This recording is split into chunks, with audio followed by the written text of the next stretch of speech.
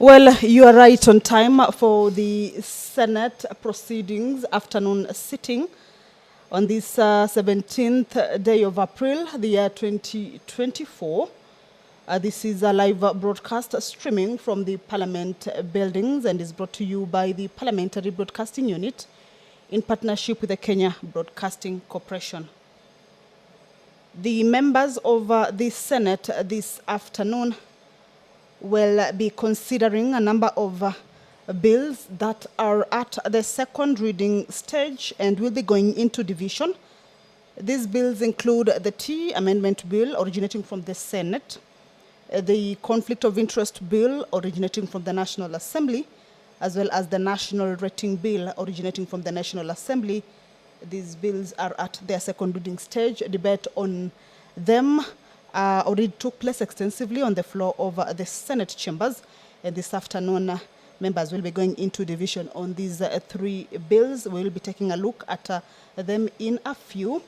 But the Senate also has 4 bills that are lined up for first reading, actually 5 bills that are lined up for first reading. There is the Statutory Instruments Amendment Bill. This is a bill that is originating from the National Assembly, a bill that is co-sponsored by the Senate Majority Leader, Honorable Aaron Cheriot, and it's a bill that seeks to amend Statutory Instruments Act to provide the timelines for the making of regulations to ensure implementation of laws passed by Parliament. The bill proposes to insert a new section, that is Section 24 in the Statutory Instruments Act, that will require a person responsible for the making of regulations to make the regulations within 12 months, where the enabling legislation has not set the timelines for the making of regulations. And where a person fails to make regulations within the required timelines, then the person commits an offense punishable within a fine of 500,000 shillings. This is a bill that is in the Senate at this moment for first reading. And it is a bill that is originating from the National Assembly and will be considered in the Senate chambers, that is after its first reading. Also, the Election Offences Amendment Bill, a bill originating from the Senate.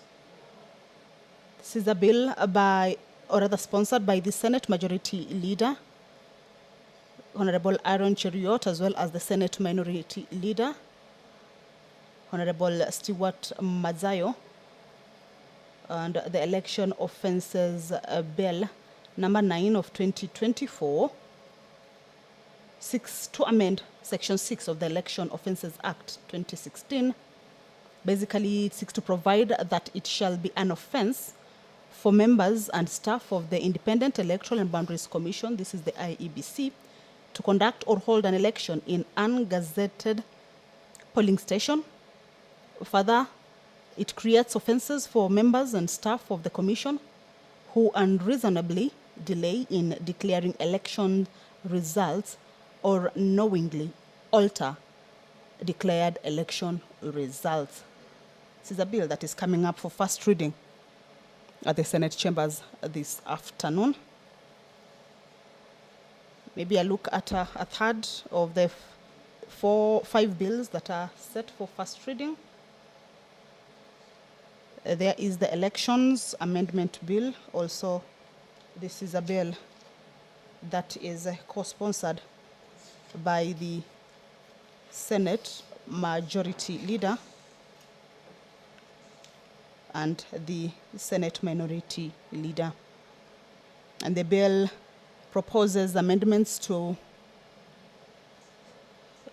enable it provide for inspection of register of voters by deleting, the Speaker of the Senate, as you can see, Honorable Amason Jifakingi, is walking into the chambers. He will be presiding over this afternoon sitting. Allow me to hand you over to the live broadcast. Good afternoon. Tuombe. Ewe Mwenyezi Mungu, twakusihi ututazame kwa neema nyingi na baraka sisi watumishi wako ambao umeridhika kutuita kwa nyadhifa za uongozi katika jamhuri yetu.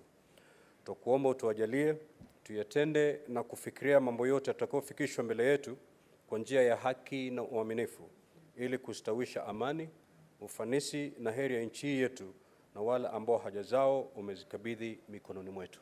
Amen.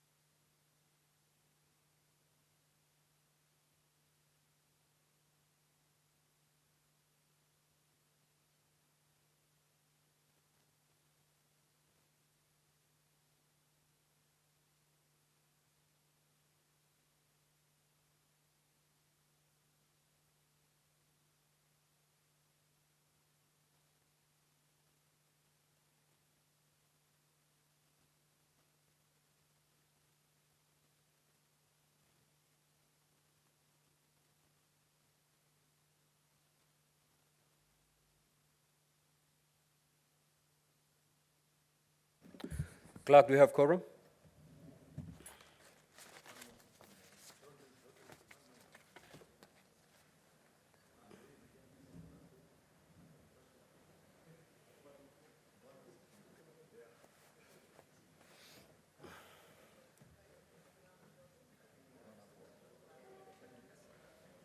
Sergeant at Arms, kindly ring the quorum bell for 10 minutes.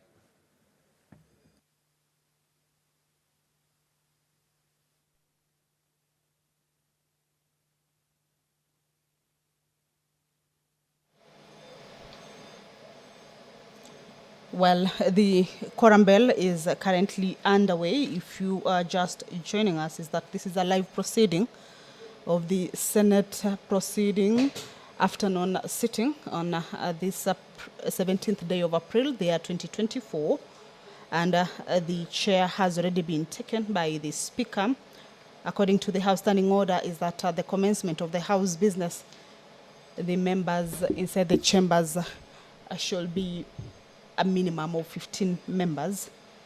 And if that number is not present at the commencement of House business, then it will necessitate a quorum bell. Of course, this is to alert the members that may be within the precincts of Parliament, but yet to make their way to the chambers, then to just do that, to enable the House attain that required number so that the House can commence its business. So what we'll be seeing from now until the end of that quorum bell is that members will be getting into the chambers. Remember, at this point, the Sergeant at Arms and the clerk are keeping tabs with the numbers of the members, and once that number is achieved, then they will be alerting the Speaker to call the House to order and House to begin. That is it. Allow me to hand you over to the live broadcast.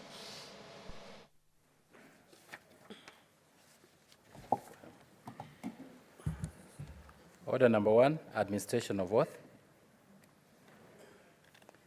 Order number 2, communication from the chair.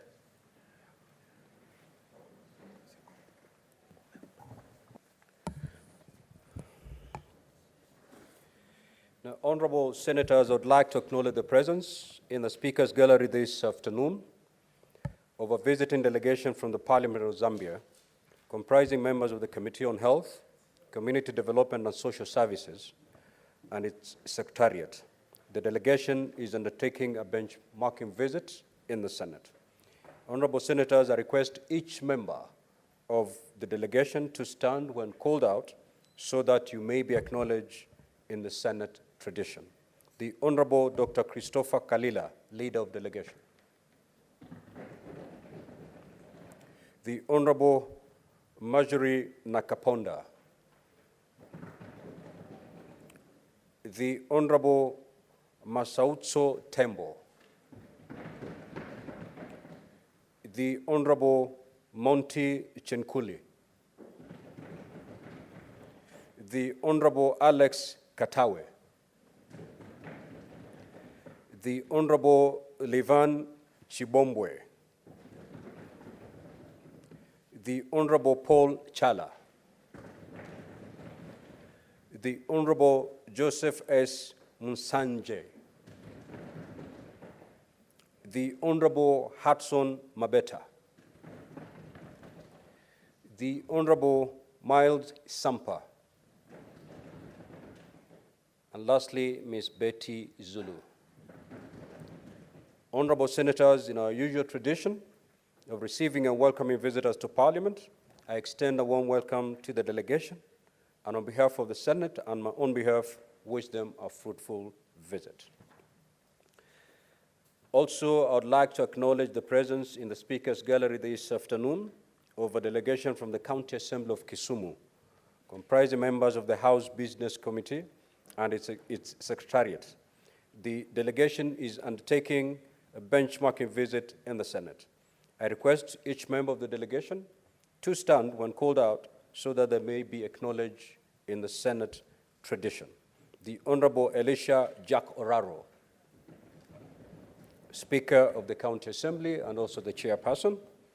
The Honorable Okombo Nerea Akoth, the Honorable Lumumba Patrick Owade, the Honorable Okumu Seith Ogutu, the Honorable Odhiambo Karen Ajuang, the Honorable Alando Yunis, Mr. Owen Eliud Ojok, Ms. Angeline Adams Oponyop, Ms. Jessica Otieno, Ms. Faith Atieno. Honorable Senators, in our usual tradition of receiving and welcoming guests to Parliament, I extend a warm welcome to the delegation, and on behalf of the Senate and on my own behalf, wish them a fruitful visit. Again, I would like to acknowledge the presence in the Speaker's Gallery this afternoon of students from Starehe Boys Center School who are undertaking a 2-week service in the Senate under the School Voluntary Service Scheme, VSS. I request the students to stand when called out so that they may be acknowledged in the Senate tradition.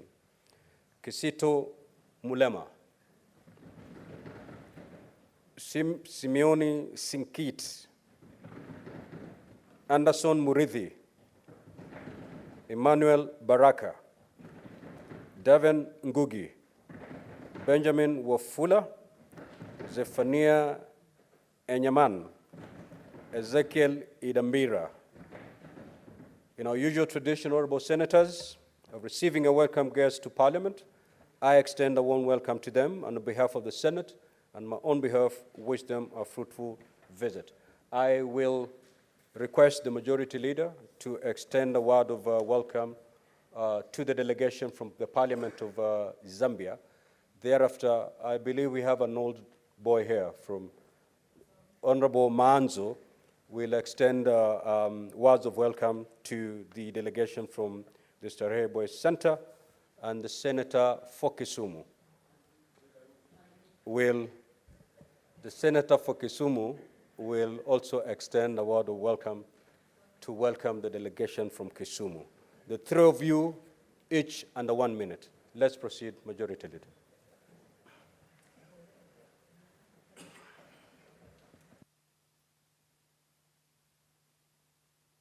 Mike. Mr.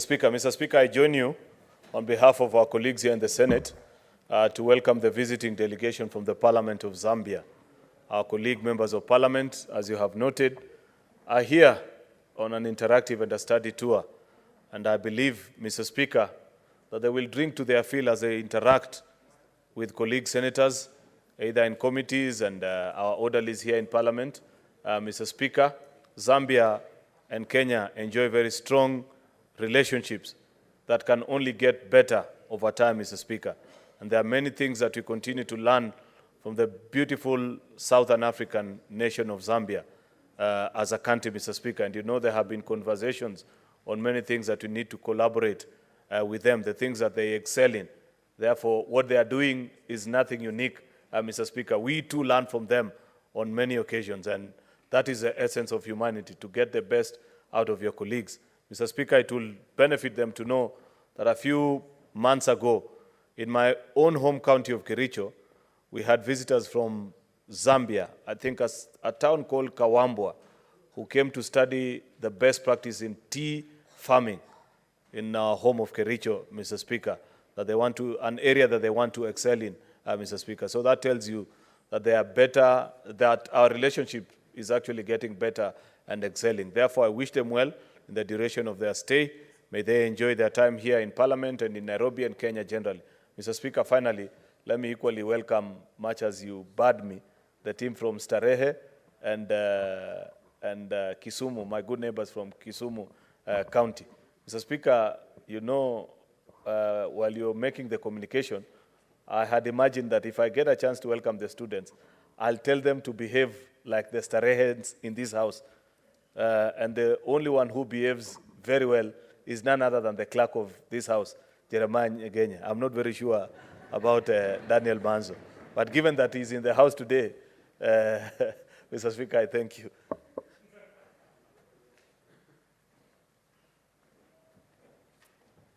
Thank you, Mr. Speaker. Mr. Speaker, I take the opportunity to welcome the students from Starehe Boys Center, that they may follow the proceedings of the House. I am file number 8336, and I was in Chaka House. And Mr. Speaker, I would like to highlight just in one sentence about the voluntary service, that every student who goes through Starehe Boys Center must serve, you know, to any institution, either the hospitals or Parliament, the libraries, for free for at least 2 weeks, so that they may serve the nation and they will learn to give voluntary service to the nation. I want to tell the students today that there's a lot to learn from the many, many other old boys of Starehe, who number 15,000, and even Clark Ocheng here is also an old boy of Starehe. And I want to tell them that voluntary service is very important, Mr. Speaker. We want other schools to emulate that, so that, and also Kenyans, that at one time we can give free service to the nation. I thank you and I welcome the students from Starehe Boys Center. Strengthen to serve, na tulenge juu. Senator for Kisumu.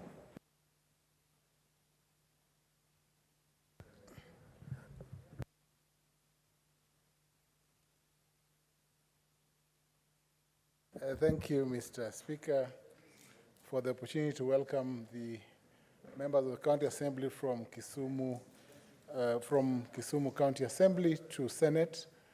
I believe, Mr. Speaker, that the members of the County Assembly of Kisumu are here to learn the best traditions of Senate, and specifically the role of Senate in oversight under Article 96. Mr. Speaker, the timing of the visit of the member of the County Assembly of Kisumu is important, given that only 2 days ago, the governor of Kisumu County appeared before the Parliamentary Accounts Committee and displayed, for 4 years, Kisumu County Executive has had 4 adverse reports. 4 adverse reports, that is next to a disclaimer.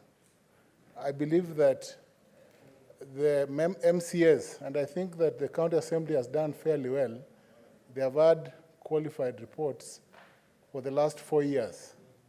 I believe that prudent financial management is the way to go, and that MCAs will undertake their duty of oversight to ensure that they are not just flower girls in the Assembly, but truly play a role to ensure that they keep the County Executive of Kisumu in check.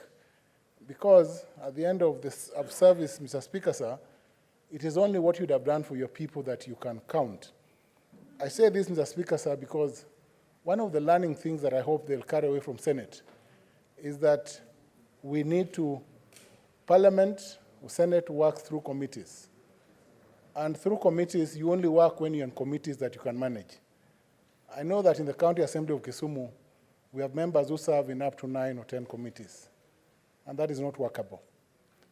I've written an advisory, and I hope that they will pick from this Senate that you cannot deliver in more than 3 committees if you want to truly oversight the county and serve your people. So I hope, as the clerk and the Speaker Oraro leave this place, that they will know that even as they constitute those committees, it does not serve the people of Kisumu for some MCS to have 1 committee and others to serve in 10. I welcome you to Senate. Please go back and learn, get the best things, keep your county in check. Thank you. Now, honorable senators, I have a further communication to make. As you may recall, yesterday, Tuesday, the 16th of April, 2024, I informed the Senate that the Parliamentary Service Commission had expedited the completion of the Bunge Tower with a view to having the building ready for occupation by members of Parliament.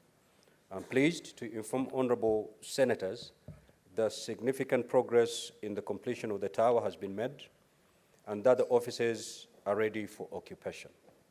In line with the communication referred to above, the Office of the Clerk of the Senate issued a circular in the evening of Tuesday, 16th of April, 2024, highlighting the office number and the physical location of the offices allocated to each senator, following the order of precedence as set out in Standing Order 3(2) of the Senate Standing Orders.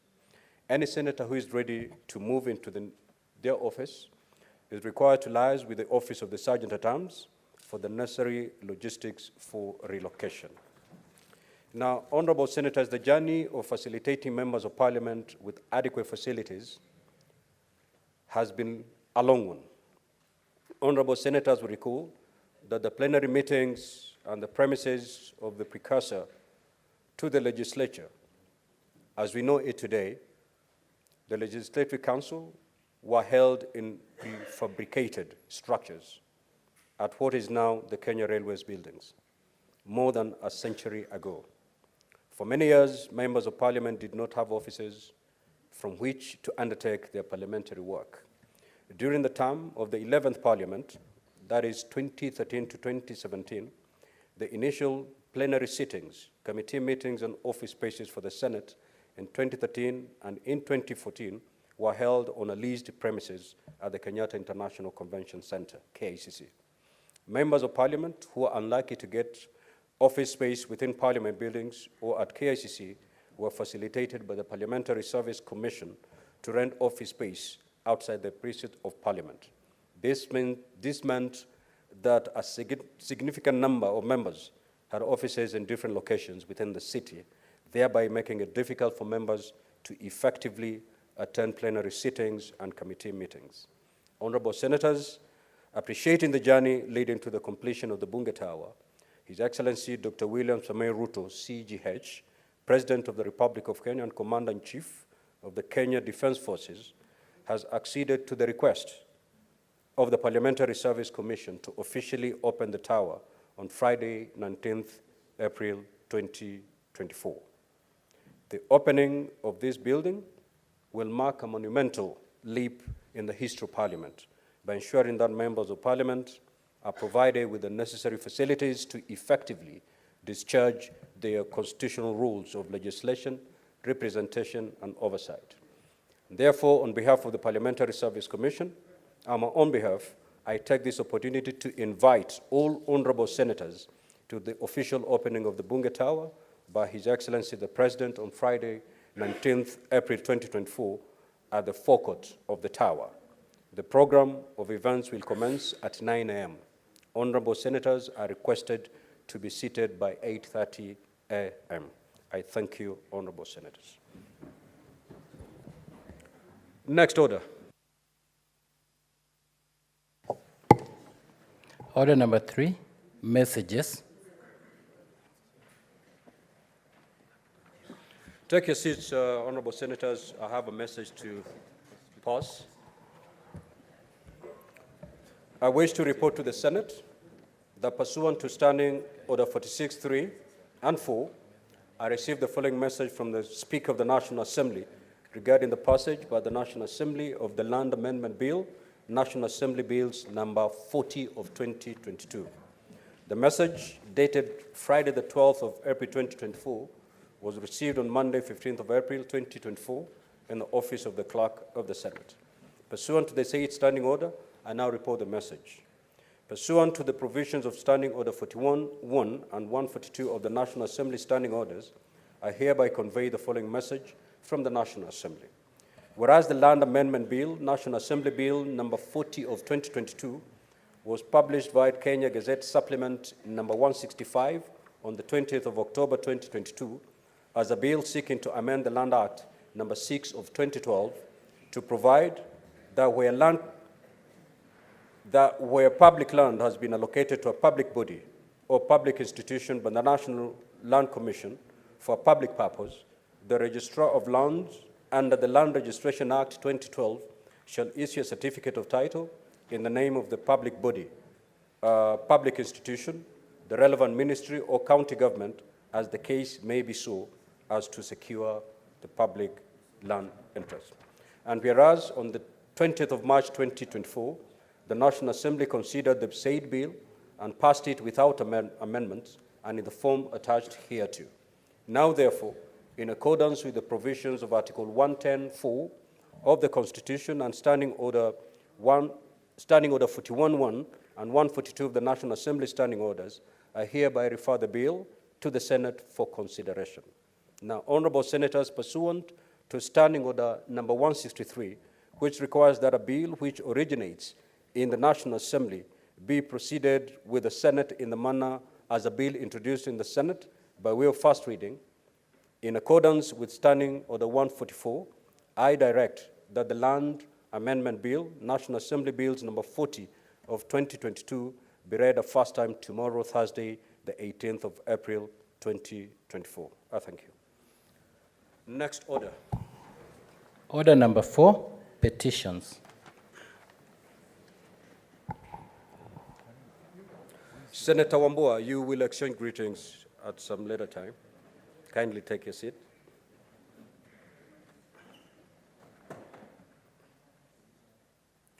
Senator Muma, I've got a communication to make.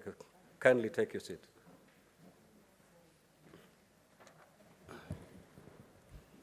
Now, honorable senators, pursuant to Standing Order 232, 1B, I hereby present a petition that has been submitted through the clerk by Mr. David Rono Kibuyu and 4 others from Elgeyo Marakwet County concerning compensation of residents affected by the construction of Kamosor Nyaru Road. As you are aware, Article 119(1) of the Constitution states, and I quote, "Every person has a right to petition Parliament to consider any matter within its authority, including to enact, amend, or repeal any legislation." The salient issues raised in the petition are as follows. 1, the construction of Kamosor Nyaru Road in KU South was undertaken in 1982. That the construction of the new road, the design was not pegged on the old road, leading to the displacement of a number of local residents. That the affected persons ought to have been compensated for damaged property and lost land due to the construction of the new road. That the affected people who had previously settled along the road between El Dame Ravine and Kamosor were fully compensated for the damaged property and lost land. However, those who had settled between Kamosor and Nyaru were never compensated.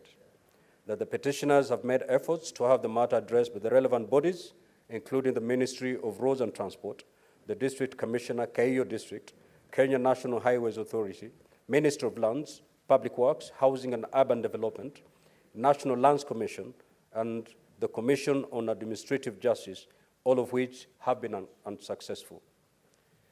That the petitioner therefore pray the Senate investigates the matter with a view to ensure that the affected persons are compensated. Honorable Senators, pursuant to Standing Order 238(1), I hereby direct that the petition be committed to the Standing Committee on Roads, Transportation and Housing for consideration.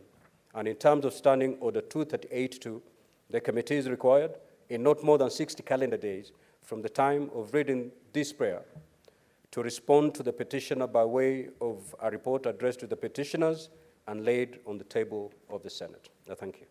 Next order. Order number 5, papers. Majority Leader.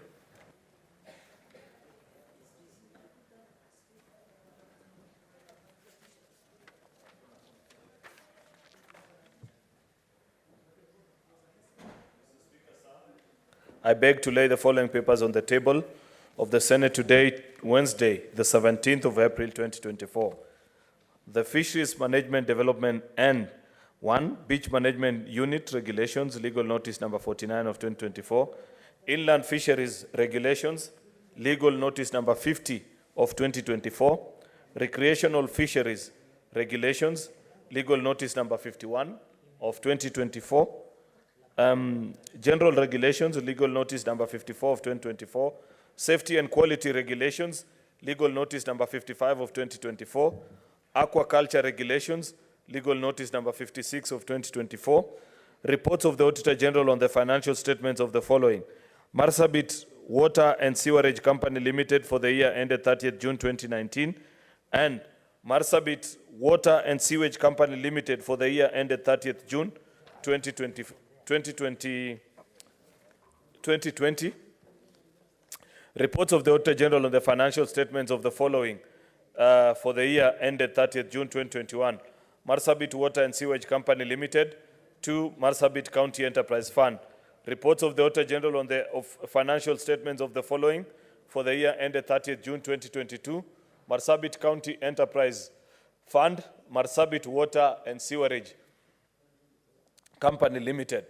Reports of the Auditor General on the financial statements of the following for the year ended 30th June 2023.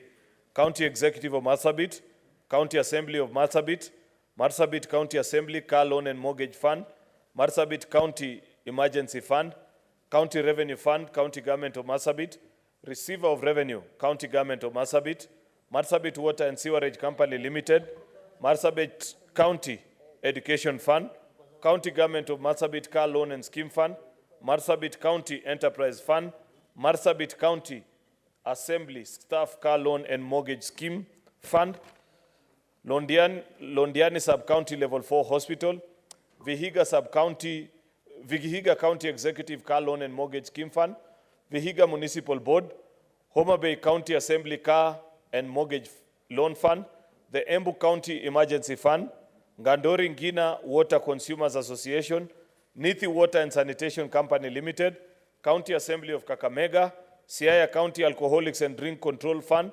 Kapsabet Nandi Water and Sanitation Company Limited, Kisumu Urban Project Advance Committee, County Government of Kisumu, Kisumu Urban Project Cash Expenditure Fund, Kenya Health Sector Program Support 3, which is Canida, County Government of Kisii, Nairobi Sanitation Output Based Aid, OBA, Project IDA Grant, Nairobi Water and Sewerage Company, Busia Port Victoria Household Sanitation Project by Busia Water and Sewerage Services Company Limited. Mr. Speaker, I beg to lay. Next order. Order number 6, notices of motion.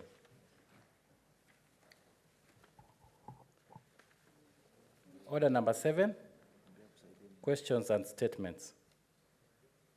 Statements pursuant to Standing Order 53-1. Senator Mundigi.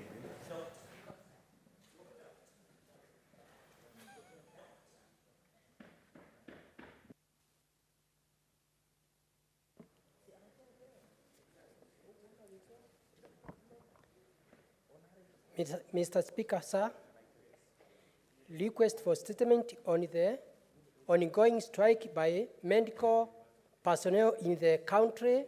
Mr. Speaker, sir, I rise person to Standing Order 53-1 to check a statement from the Standing Committee on Health regarding the ongoing strike by medical personnel in the country.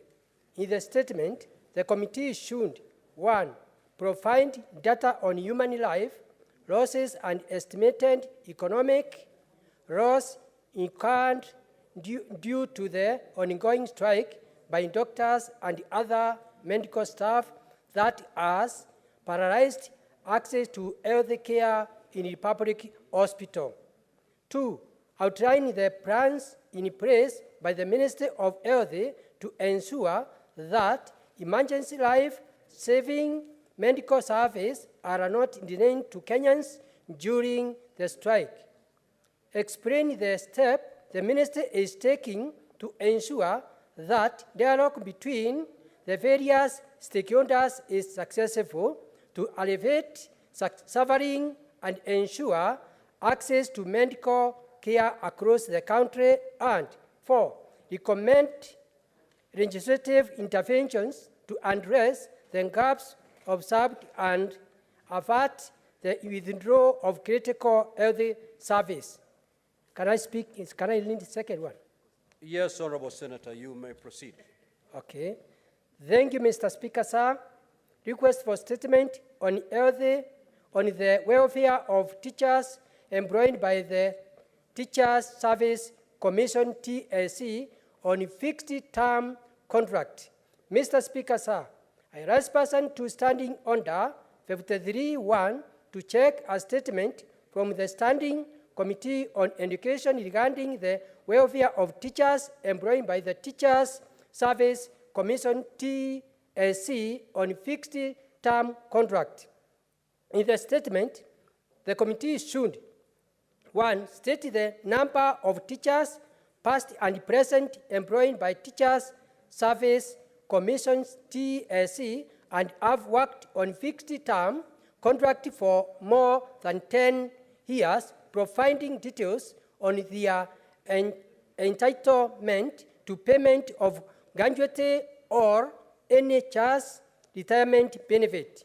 Explaining the rationale for TSC decision to maintain teachers on which terms for prolonged periods without regard for their satisfactory service, providing details on any policy in place for transitioning from fixed-term contract to permanent and pensionable terms. 3, explain the discriminatory and unfair treatment by TSC of Mr. Epantas Ireri Kadagana from Embu County, TSC number 264267, and several others who served on fixed-term contract for up to 20 years until their retirement, but did not receive any gratuity or retirement benefit. 4, outline any measure put in place by TSC to guarantee fair and equitable treatment of teachers on fixed-term contract with respect to their gratuity and retirement package, noting that they offer service comparable to those of their colleagues in the permanent and pensionable establishment. Senator Alexander Munyimondigi, Embu County. Senator, Doctor. Yes, Senator Muma. Mr. Speaker, I beg to give notice of the following motion that pursuant to Standing Order 37, the Senate do now adjourn to discuss a definite matter of urgent national importance, namely the ongoing strike by health workers in the country.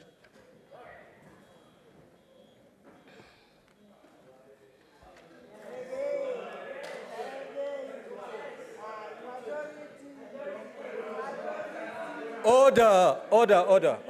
Honorable Senators. Order, Honorable Senators. Pursuant to Standing Order 37.5, I have confirmed that indeed the requisite threshold has been met, and therefore I direct that the Senate will adjourn at 5:30 p.m. to discuss the said motion.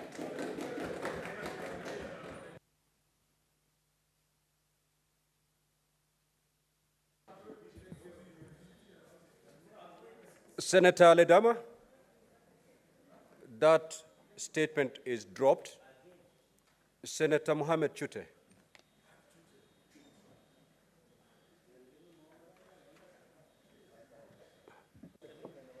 Thank you, Honorable Speaker. I'm requesting for a statement.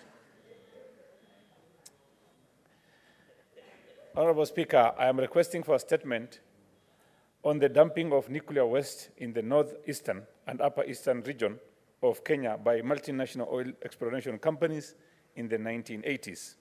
Mr. Speaker, sir, I rise pursuant to Standing Order 53-1 to seek a statement from the Standing Committee on Land, Environment and Natural Resources regarding the dumping of nuclear waste in the northeastern and upper eastern regions of Kenya by multinational oil exploration companies in the 1980s.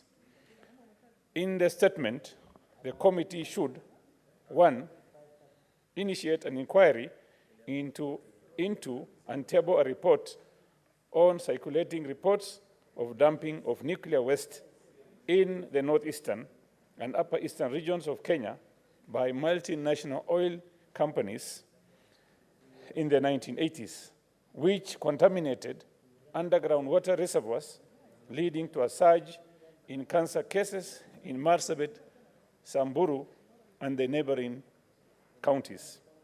Number 2, detailed actions, if any, taken by the government against culpable multinational oil exploration companies.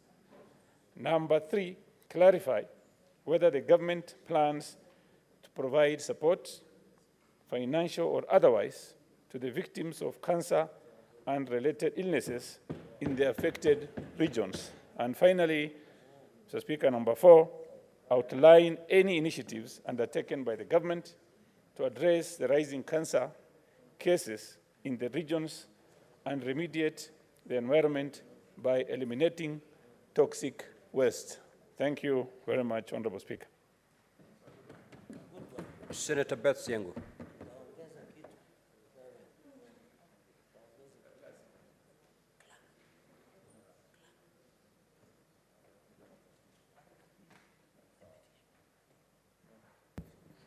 Thank you, Mr. Speaker, sir.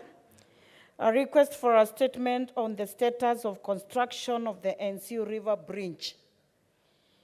Mr. Speaker, sir, I rise pursuant to Standing Order 53-1 to seek a statement from the Standing Committee on Roads, Transportation and Housing regarding the status of construction of the NCU River Bridge in Mwingi Central.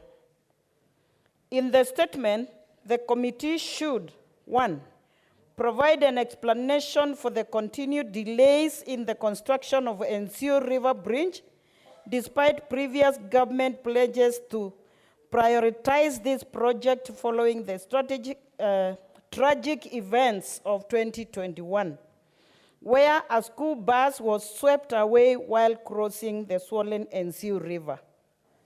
2, state-specific measures being implemented to ensure that the completion of NCU River Bridge is expedited, stating a revised and realistic completion date. 3, cause a visit to the NCU River Bridge site to assess ongoing works, if any, and report on any observed shortcomings.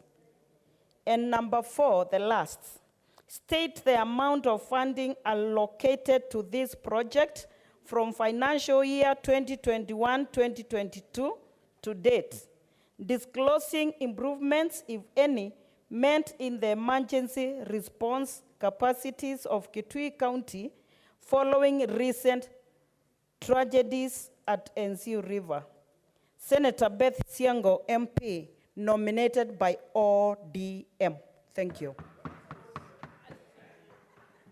Statements pursuant to Standing Order 56-1B, the Chairperson, Standing Committee on Energy.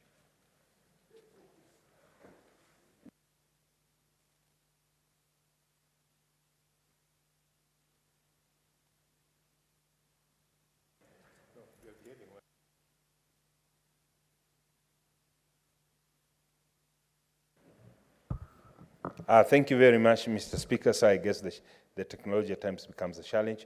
Mr. Speaker, sir, I rise pursuant to Standing Order 56(1)B to table a report for the Energy Committee for the period commencing on 1st January to 16th April 2024. Mr. Speaker, sir, I rise pursuant to Standing Order 56(1)B to make a statement on the activities of the Standing Committee on Energy from January 16th to April 2024. Mr. Speaker, during the period under review, the committee held a total of 15 sittings and considered 8 statements. The committee also considered 2 bills and 1 petition. Mr. Speaker, sir,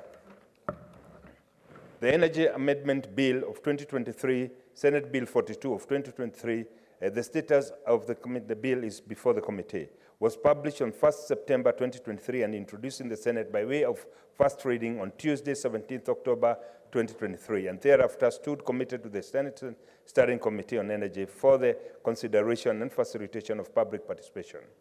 The committee proceeded to undertake a public participation on the bill. In this regard, the committee published an advertisement in the Daily Nation and Standard newspaper on Tuesday, 19th October 2023, inviting members of the public to submit written memoranda to the committee on the bill by 3rd November 2023. The committee considered the memoranda received and adopted the report on 28th November 2023.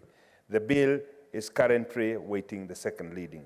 Mr. Speaker, sir, the Local Content Bill of 2023, that is Senate Bill number 50, status is before the committee, was published on 24th November 2023 and was introduced to the Senate by the way of first reading on 28th March 2024, and thereafter stood committed to the Senate Standing Committee on Energy for consideration and facilitation of the public participation. The committee proceeded to undertake public participation in the bill. In this regard, the committee published an advertisement in the Daily Nation and the Standard newspaper on Wednesday, 3rd April 2024, inviting members of public to submit written memoranda to the committee on the bill by 16th April 2024. Once the memoranda is received, the committee will consider them. Statements. Mr. Speaker, sir, regarding statement pursuant to Standing Order 53 of the Senate Standing Orders, 8 statements were sought from the committee. The committee considered and concluded 1 statement. In considering the said statements, the reports and the responses received by the committee were shared with respective senators. The following statements were concluded. Statements sought by Senator Miraj Abdurrahman, MP, for the upsurge of the electricity fire incidents in Mombasa County. Mr. Speaker, sir, the Annex 1 lists the status of each of the 14 statements that are pending before the committee. Petitions.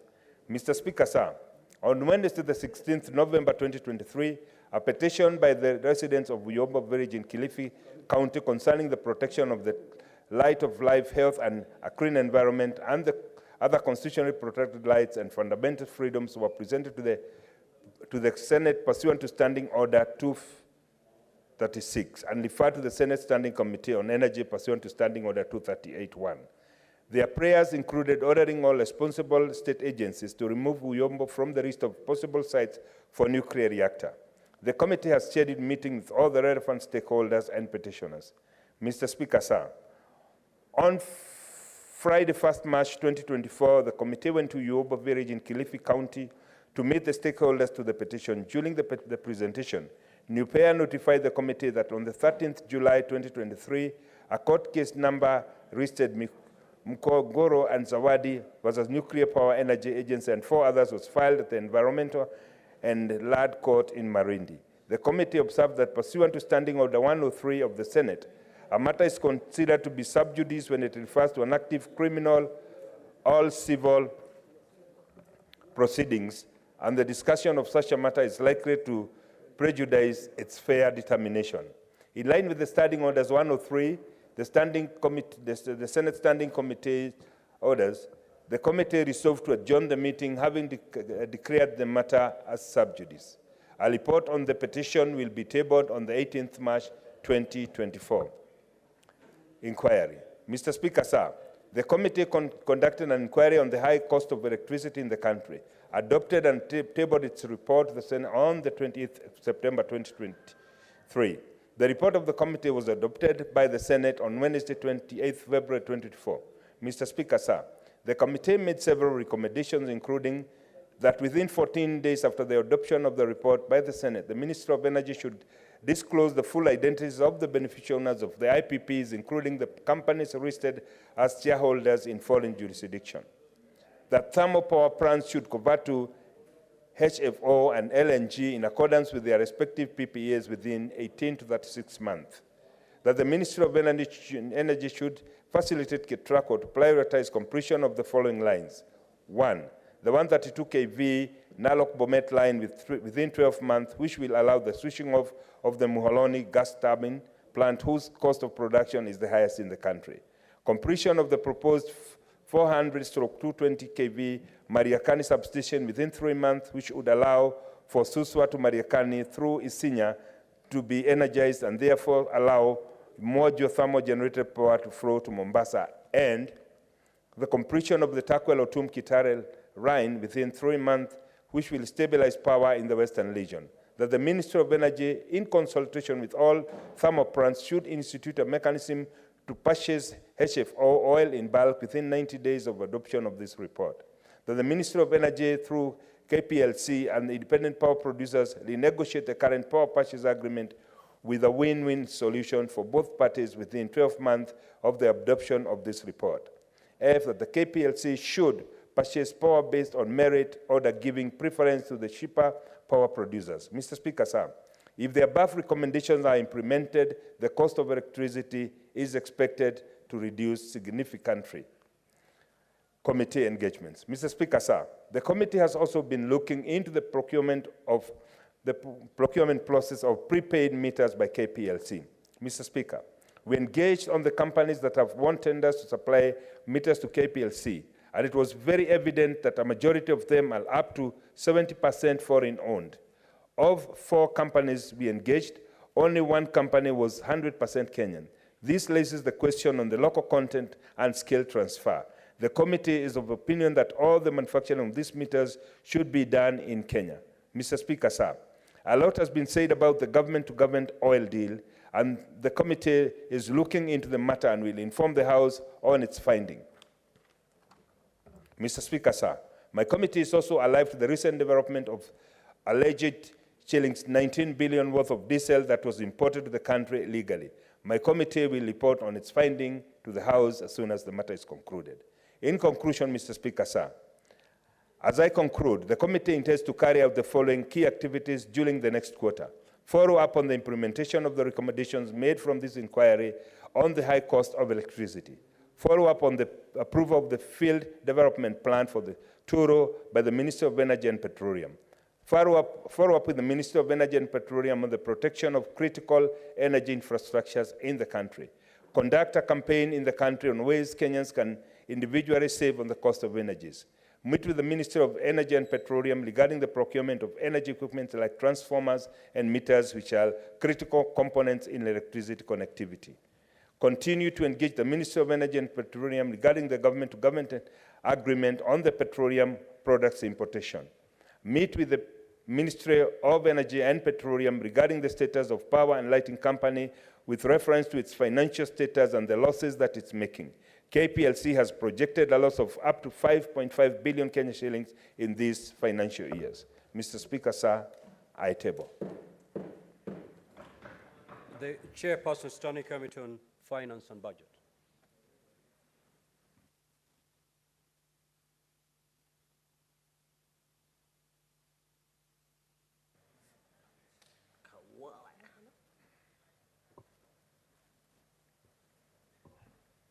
Thank you, Mr. Speaker. Mr. Speaker, sir, on behalf of the Chairman of the Committee on Finance and Budget, I rise pursuant to Standing Order number 56(1)B of the Senate Standing Orders to make a statement on the activities of this committee on the period running from 29th of January to 30th of March this year. Mr. Speaker, sir, during the period under review, we held a total of 22 meetings. In one particular aspect, we dealt, Mr. Speaker, with bills that we considered as a committee. And Mr. Speaker, during the period under review, the committee considered the following bills. One, the Public Finance Management Bill. Two, the County Public Finance Laws Bill. Three, the Division of Revenue Bill 2024. Four, and those were the bills. And Mr. Speaker, we also dealt with the reports that were tabled before the committee during this period. And Mr. Speaker, the reports were on the following areas. One, the 2024 budget policy statement. A report was debated and adopted by this House. The 2024 medium-term debt management. This report was debated and adopted by this House. A petition on regulation of credit profession. And finally, Mr. Speaker, the status of implementation of projects funded by the conditional grants on supplement of construction of the county headquarters in the counties of Isiolo, Tana River, Lamu, Tharaka Nithi, and Nyandarua. Mr. Speaker, this report is awaiting consideration and adoption by the House.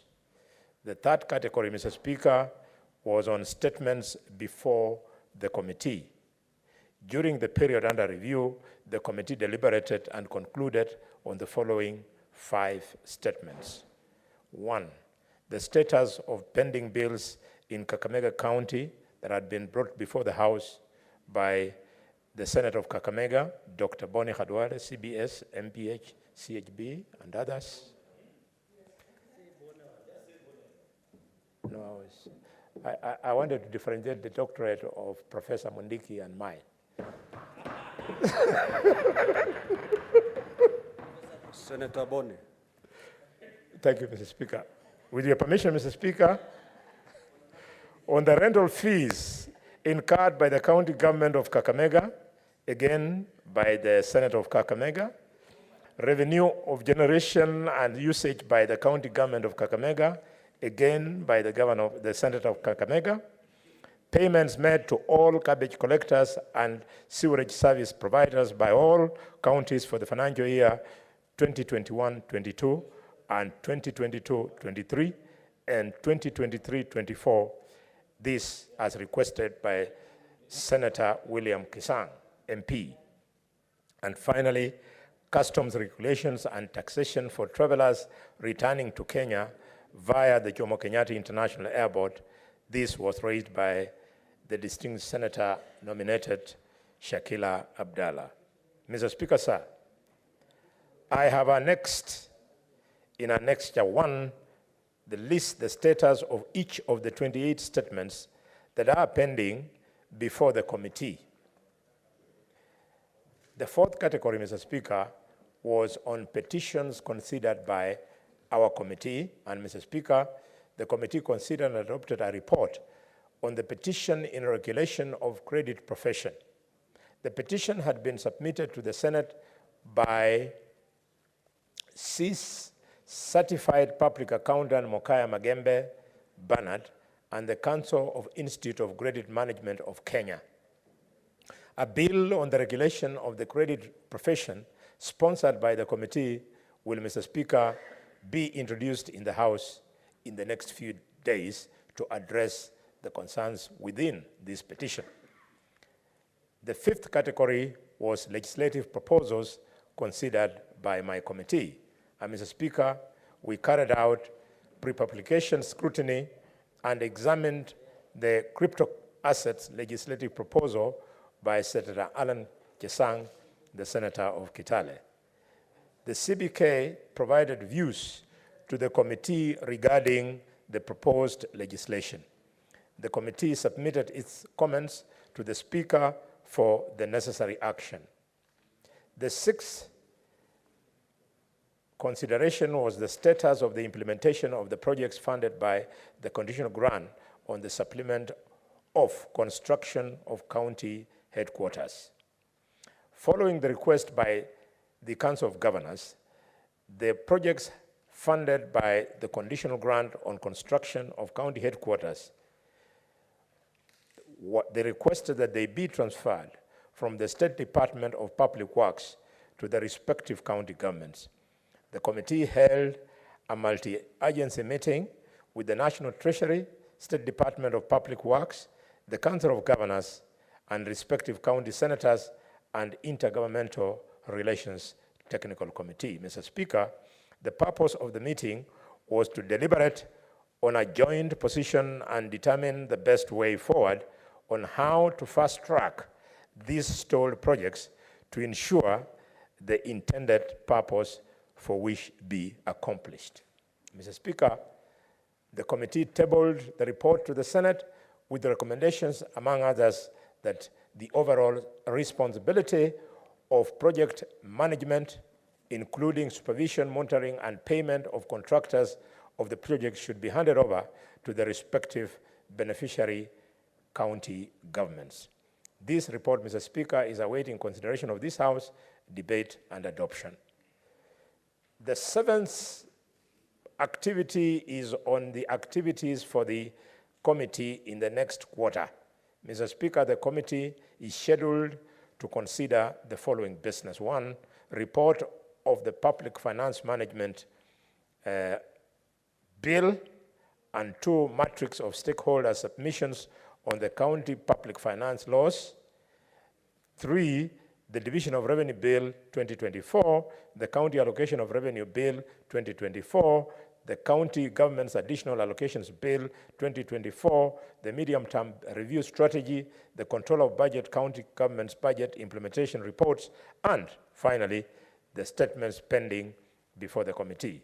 Mr. Speaker, the committee appreciates all the stakeholders who are available or who we consulted for valuable information that was availed to us.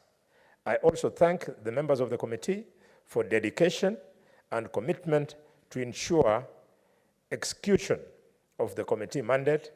I also acknowledge the support accorded to the committee by the Office of the Speaker and the Office of the Clerk in facilitating the committee to effectively implement its work. Mr. Speaker, I thank you. The Chairperson, Standing Committee on Health.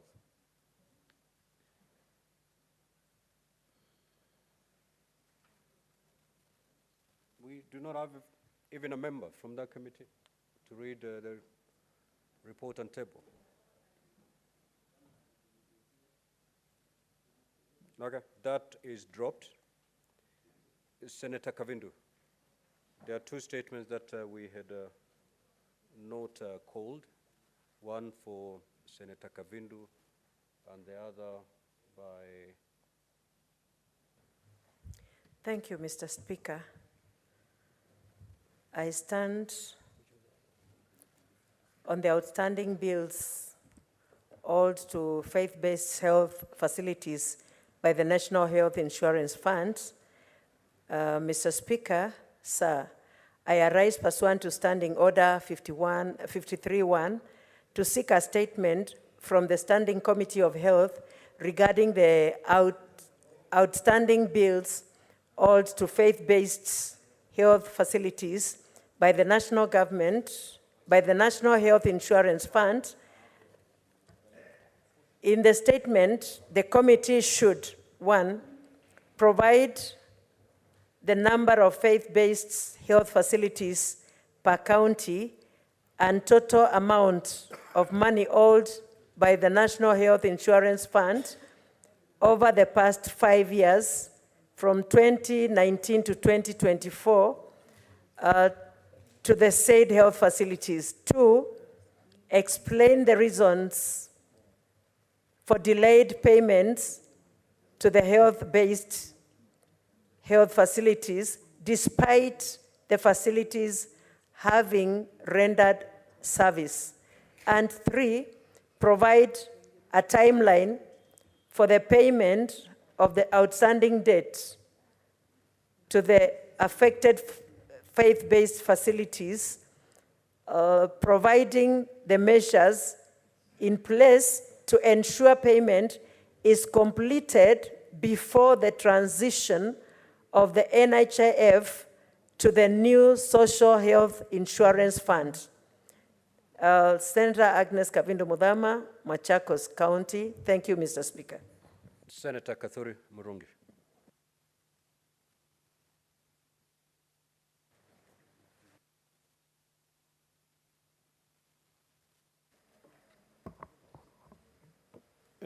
Thank you, Honorable Speaker, for this opportunity to present this statement. My statement is on the drastic reduction in mineral prices. Mr. Speaker, sir, I rise pursuant to Standing Order 53-1 to seek a statement from the Standing Committee on Trade, Industrialization and Tourism regarding the drastic reduction of mineral prices and other issues affecting the mineral sector. In the statement, the committee should, 1, investigate and report to the Senate the reasons for the drastic reduction in mineral prices from Kenya shillings 2,000 to Kenya shillings 300 per kilo, and the allegation of illegal charges of up to $4.5 US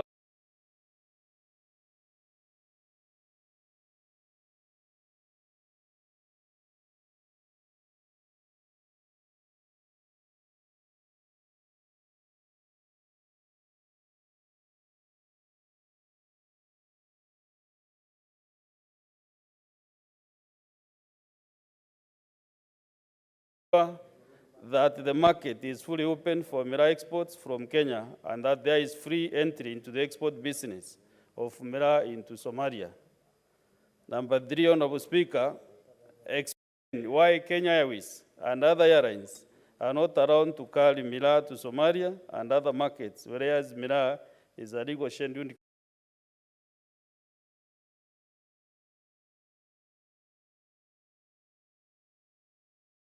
to revitalize the industry. And lastly, Mr. Speaker, sir, state the measures put in place by the ministry to negotiate the reopening of closed mineral markets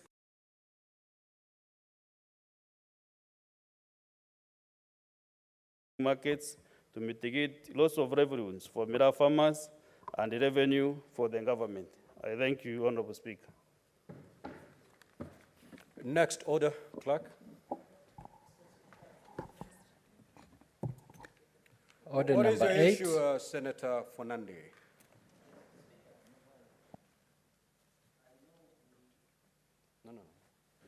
Mr. Speaker, I know we are pressed for time, but understanding order number 1, maybe you could have allowed us a few minutes just to seek clarification on 1 or 2 statements. Maybe you can pick either a few members, both sides. Yeah, Senator Fernande, I would easily accede to that request. But you must note we have lost 1 hour. From 5:30, we'll adjourn to discuss that motion. And therefore, we need to squeeze whatever is in the order paper up to 5:30.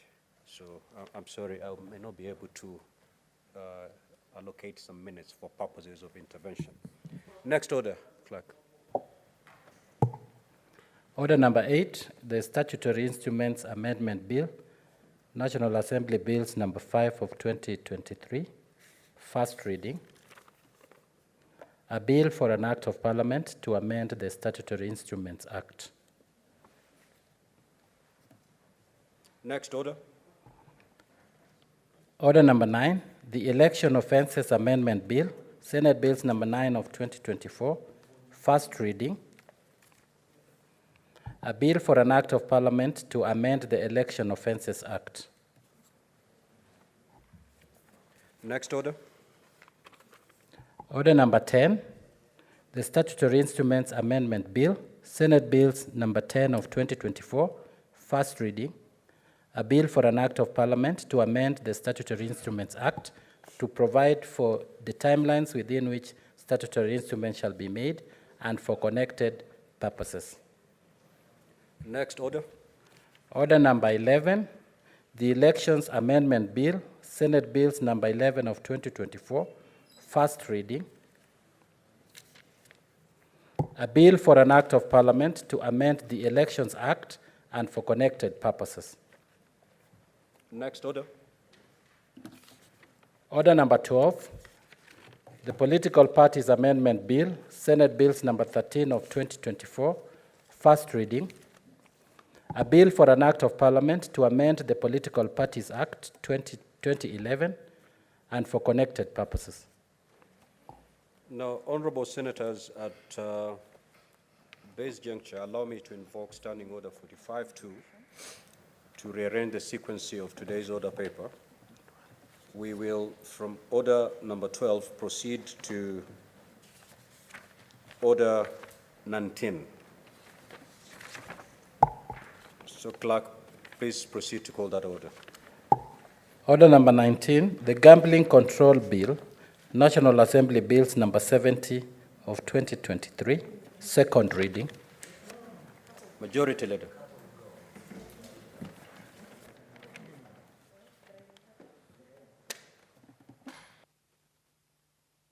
Mr. Speaker. Mr. Speaker, I beg to move that the Gambling Control Bill, National Assembly Bill number 70 of 2023, be now read a second time. Mr. Speaker, sir, the Gambling Control Bill, National Assembly Bill number 70 of 2023, was published in the Kenya Gazette, supplement number 212 of 2023. The bill was considered by our colleagues in the National Assembly, and on the 6th of December 2023, they passed it. And thereafter, the bill was referred here to the Senate for consideration. Mr. Speaker, sir, this bill seeks to provide for the regulation of betting, casinos, and other forms of gambling, authorization of prize competitions and public lotteries, for the establishment of a gambling regulatory authority of Kenya, for the imposition of tax on betting and other forms of gambling. Mr. Speaker, you're very much aware that gambling is here with us, and we must learn to live with it. Because unfortunately, Mr. Speaker, this is an industry which, to the best of my knowledge, we are still struggling as a country. The good thing, though, is that it's not a challenge that is unique to us as Kenya alone. World over, control of casinos and gambling activities poses a challenge to almost all administrators and administrations, rather, Mr. Speaker. You know, for example, Mr. Speaker, that many sporting teams have betting companies as their shirt sponsors. But in the English Premier League, for example, they have given themselves, and all teams have been given 3 seasons in total to exit having betting companies as their shirt sponsors. Therefore, it points out to the fact, Mr. Speaker, that this is a concern that is global, that you have to learn how to live with this industry and adjust yourselves towards this wind. Unfortunately, Mr. Speaker, we haven't done so well as a country. You know that about 3, 4, 5 years ago, Kenya began the imposition of taxes on betting.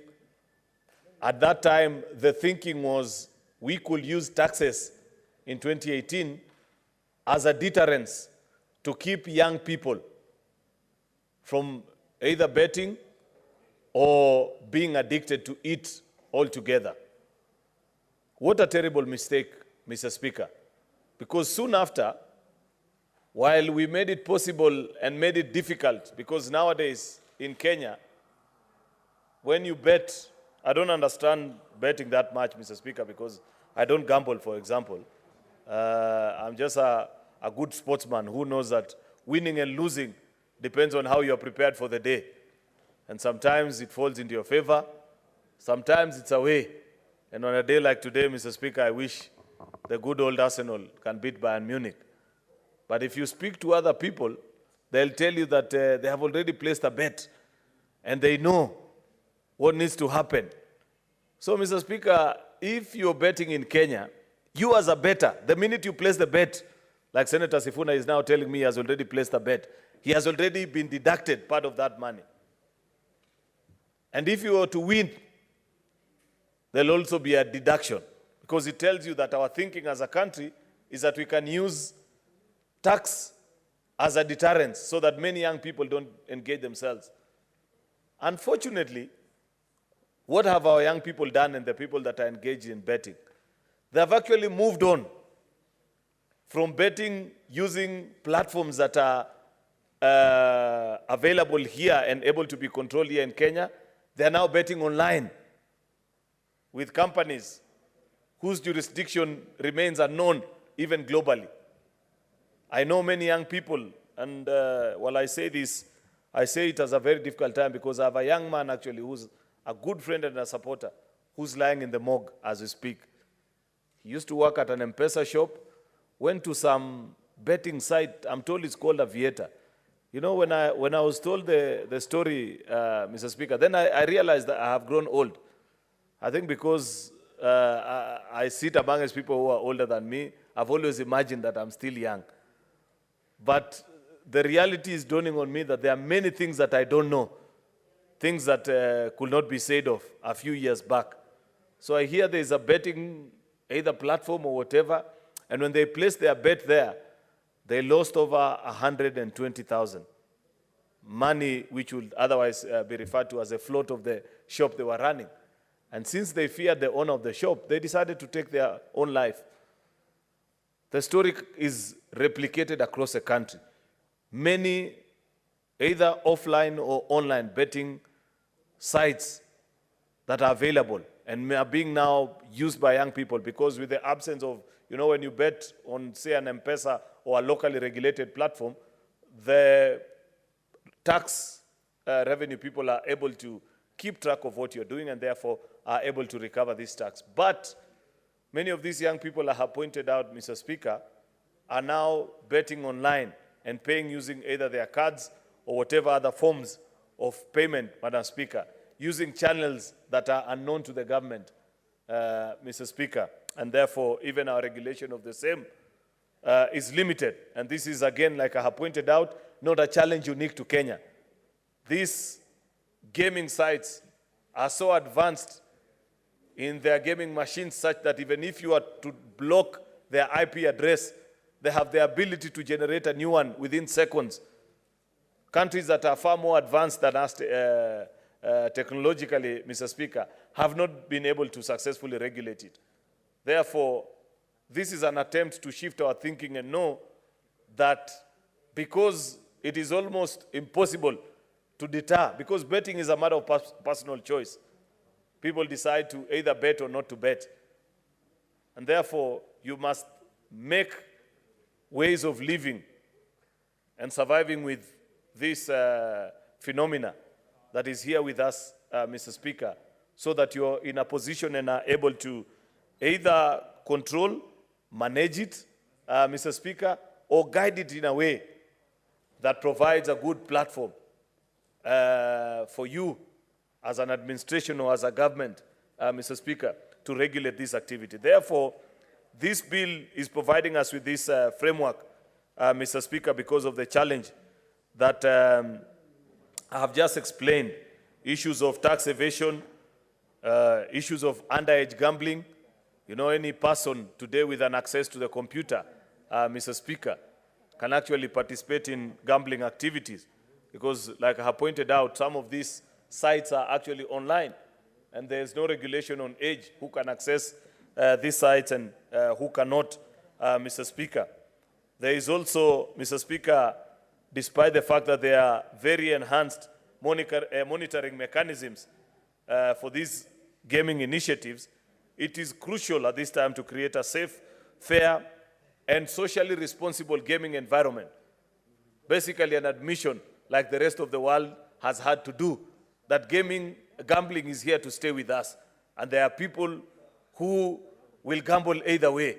Therefore, the best thing to do is for you to set up a fair and a good environment and regulate it properly, Mr. Speaker, so that it is done in a manner that you can keep sight, keep track, be able to assist people if there are issues of addiction, for example, place the responsibility. In fact, Mr. Speaker, I was hoping, because further down the bill, and I have taken time to quickly scan through the report of the Departmental Committee on Labor, and the chair is here, he can correct me if I'm wrong. I was hoping that we could actually impose certain responsibilities socially on these gaming companies, such that if you have an addict, by law in other jurisdictions, Mr. Speaker, in other jurisdictions that have understood this concept, what they do is that there is a percentage of their revenue that is purely dedicated, Mr. Speaker, into managing, Mr. Speaker, addictions. And you're forced that go through your systems, check if Senator Osotsi make this much and is spending a particular amount on gambling, then you are flagged by the system and they are able to tell and say this particular individual is living dangerously in the gambling space, and therefore they organize conferences for you and some training on their own budget as a gambling company. That demand is placed on you. It is my sincere hope that perhaps, maybe even as we discuss this bill, people can think about how to make better demands from this company so that we don't end up having many young people losing the opportunity. Mr. Speaker, we know that even as we struggled, for example, you know the very, I don't want to mention the name so that I'm not accused of using premium platform, that is Parliament, of promoting the activities of one company against the others. But one of the most prominent companies that came out and made betting known across the country, when they had difficulties here in Kenya, they went out and set up shop in Tanzania, just next door here. And because Tanzania as a country managed this issue better than us, today that company does almost 10 times the revenue they used to do when they were here in Kenya, Mr. Speaker, despite the fact that Kenyans are known to have more disposable income than our colleagues in Tanzania. Secondly, Mr. Speaker, they sponsor their local leagues in many sports. Part of the teams that they sport participate even in the African Champions League and go as far as the semis and the quarterfinals on account of prudent use of these resources that have been generated. Therefore, Mr. Speaker, like I have observed, as a country, we must make a decision and know how to live with this industry rather than to try and curtail it. Because if there's a lesson that we have learned the last few years, excuse me, then it is that you cannot curtail the operations of this industry. You can only learn how to do it better. There is an idea, Mr. Speaker, that is proposed in the bill, which is to establish clear guidelines on how you protect also consumers from exploitation. I've explained that. And also you combat issues of money laundering. Gambling companies and gaming casinos, Mr. Speaker, are avenues that have been used as well to money launder, you know, and therefore it is important to regulate this environment. Therefore, Mr. Speaker, the creation of the Gambling Regulatory Authority will provide an oversight and enforcement promoting a safer gambling environment. Additionally, the authorization of prize competition and public lotteries will offer opportunities for economic growth and entertainment. Further, the imposition of tax on betting and gambling activities will generate significant revenue for public and social services initiative, which ultimately will benefit us as a country. You know that there has been an attempt to do this through the sports fund, Mr. Speaker. Unfortunately, previously, even after the setting up of the sports fund, 80% of that funds were used to do other things that are non-sporting related. I am particularly impressed that in one of the executive orders of 2023, the President did direct that the sports fund be wholly dedicated for use of development of sporting facilities, and that's part of what is being used to expand the sporting arenas across the country. Therefore, Mr. Speaker, I'll quickly just scan through the various sections of the law. Part 1 of the bill provides for the preliminary matters, which are interpretations, the terms that are being used. Of course, Parts 2 and Part 3, all the way to Part 5, Mr. Speaker, provide for the various functions, laying out what are the functions of the national government in terms of policy, what are the functions of the county governments in terms of regulating and controlling places like casinos. You know very well that there are village casinos nowadays. And colleague senators, you must keep vigil and be vigilant even in your various counties, because people are setting up funny joints And there are not very impressive videos that are coming out of the activities that happen in such places. Those are duties actually of our county governments, and it's good that this is being provided. A county government is being reminded of their core responsibilities where they regulate even the operation and give local licensing for this casino. Part 4 of the bill, Madam Speaker, which consists of clause 26, 6 to 7, it provides for the establishment now of this authority. What are their functions, what are the operations, the guidelines, how they'll conduct the business, pretty much what we do when we set up any board, as we have done. Clause 28 to 49, Mr. Speaker, provide on issues of licensing and permits. But clause 50 to 57, it provides also for the control of the lotteries, Madam Speaker. Part 7 of the bill, which is clause 64 to 66, provides the provisions on casino, slot machines that are all over, littered across the country. You find, Mr. Speaker, in the villages, these things are becoming a sin, where in village centers at 4 o'clock you find women and men trooping, all of them, and sometimes dropping all their day's earnings into some funny box, hoping to strike wealth or sudden wealth, Mr. Speaker. And most of the time, very little happens or comes out of it, Mr. Speaker. Part 8 of the bill, which is clause 67 to 80, provides for online gambling, including licensing, control, payment of prizes, and remittance of winning, financial reporting, and dispute resolution. This is one of the hardest, and I've explained why. Because of the complexity of the online machine and engines that these people use that can generate even new IP addresses within minutes of closing the other, Mr. Speaker, and young people are able to access. Remember, we lead a very tech-savvy society nowadays, Mr. Speaker, and therefore they are able to move quite quickly and resolve these issues. Part 10 of the bill, which is clause 87, provides the guidelines for advertising. Where can you do these adverts, how to do them, so that you don't expose it to our young children, Mr. Speaker. It is important to guide how this is done without necessarily as well curtailing the business activities. Because like I pointed out, Mr. Speaker, even as we try as a country to regulate and become difficult and hard at these activities, the rest of the world move way ahead of us and are taking advantage. There are billions of money that leaves this country on a yearly basis, Mr. Speaker, that are funding the social and prosperous activities of other societies, because we have not been able to do what this bill is asking us to do, where we imagine we can curtail an industry such as this. Part 12 of the bill, Mr. Speaker, which is clause 92 to 111, are just provisions of the offenses and the penalties for violations of the various clauses of this bill. Part 13 contains miscellaneous provisions and translation. Clause 92, Mr. Speaker, and allow me to read it. I found it quite interesting, which is about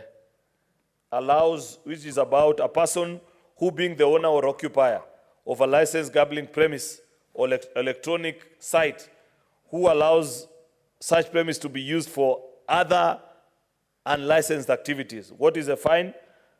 Only 1 million shillings. I hope the committee can move away from this.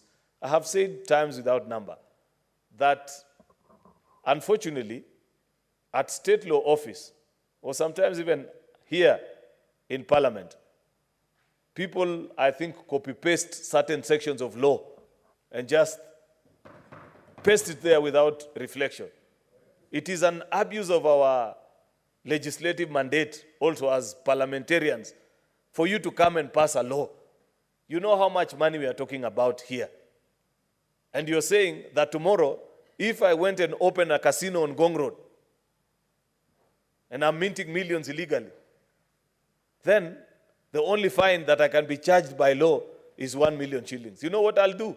I will never even pay for the license. I will tell you, fine me every day, because they make more than 1 million every day. Therefore, I hope that as our committee, sometimes you go through many of these bills, don't just tick the boxes. I have said it many times that many of these people don't reflect and internalize what laws we are passing. And I hope that as a house, we can rise up above this and set a fine that somebody knows that indeed, if you engage in certain illegal activities, then there is a consequence to it. Some of these industries are worth billions.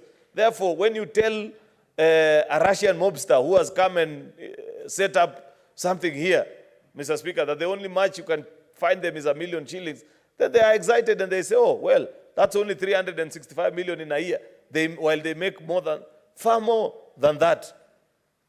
Therefore, Mr. Speaker, I hope when we come to Committee of the Whole, Mr. Speaker, we shall be able to vary the fine. Senator Osotsi, you are normally very good at drafting amendments.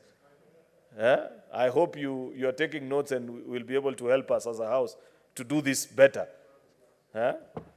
Therefore, Mr. Speaker, with those very many remarks, I want to hear the opinions of colleagues.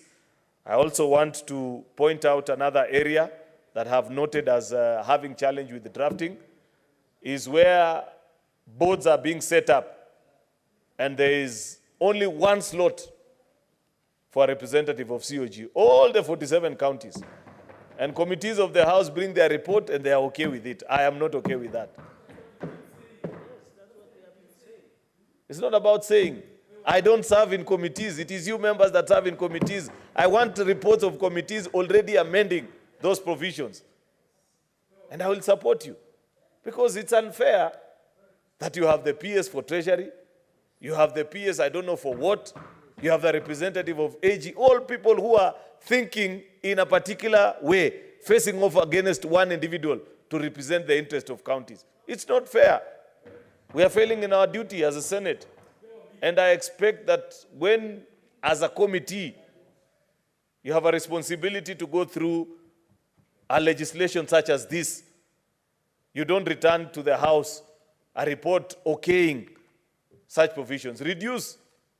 I have told you many of these boards, people just sit down and they copy and paste without applying their minds and appreciating that Kenya has since moved.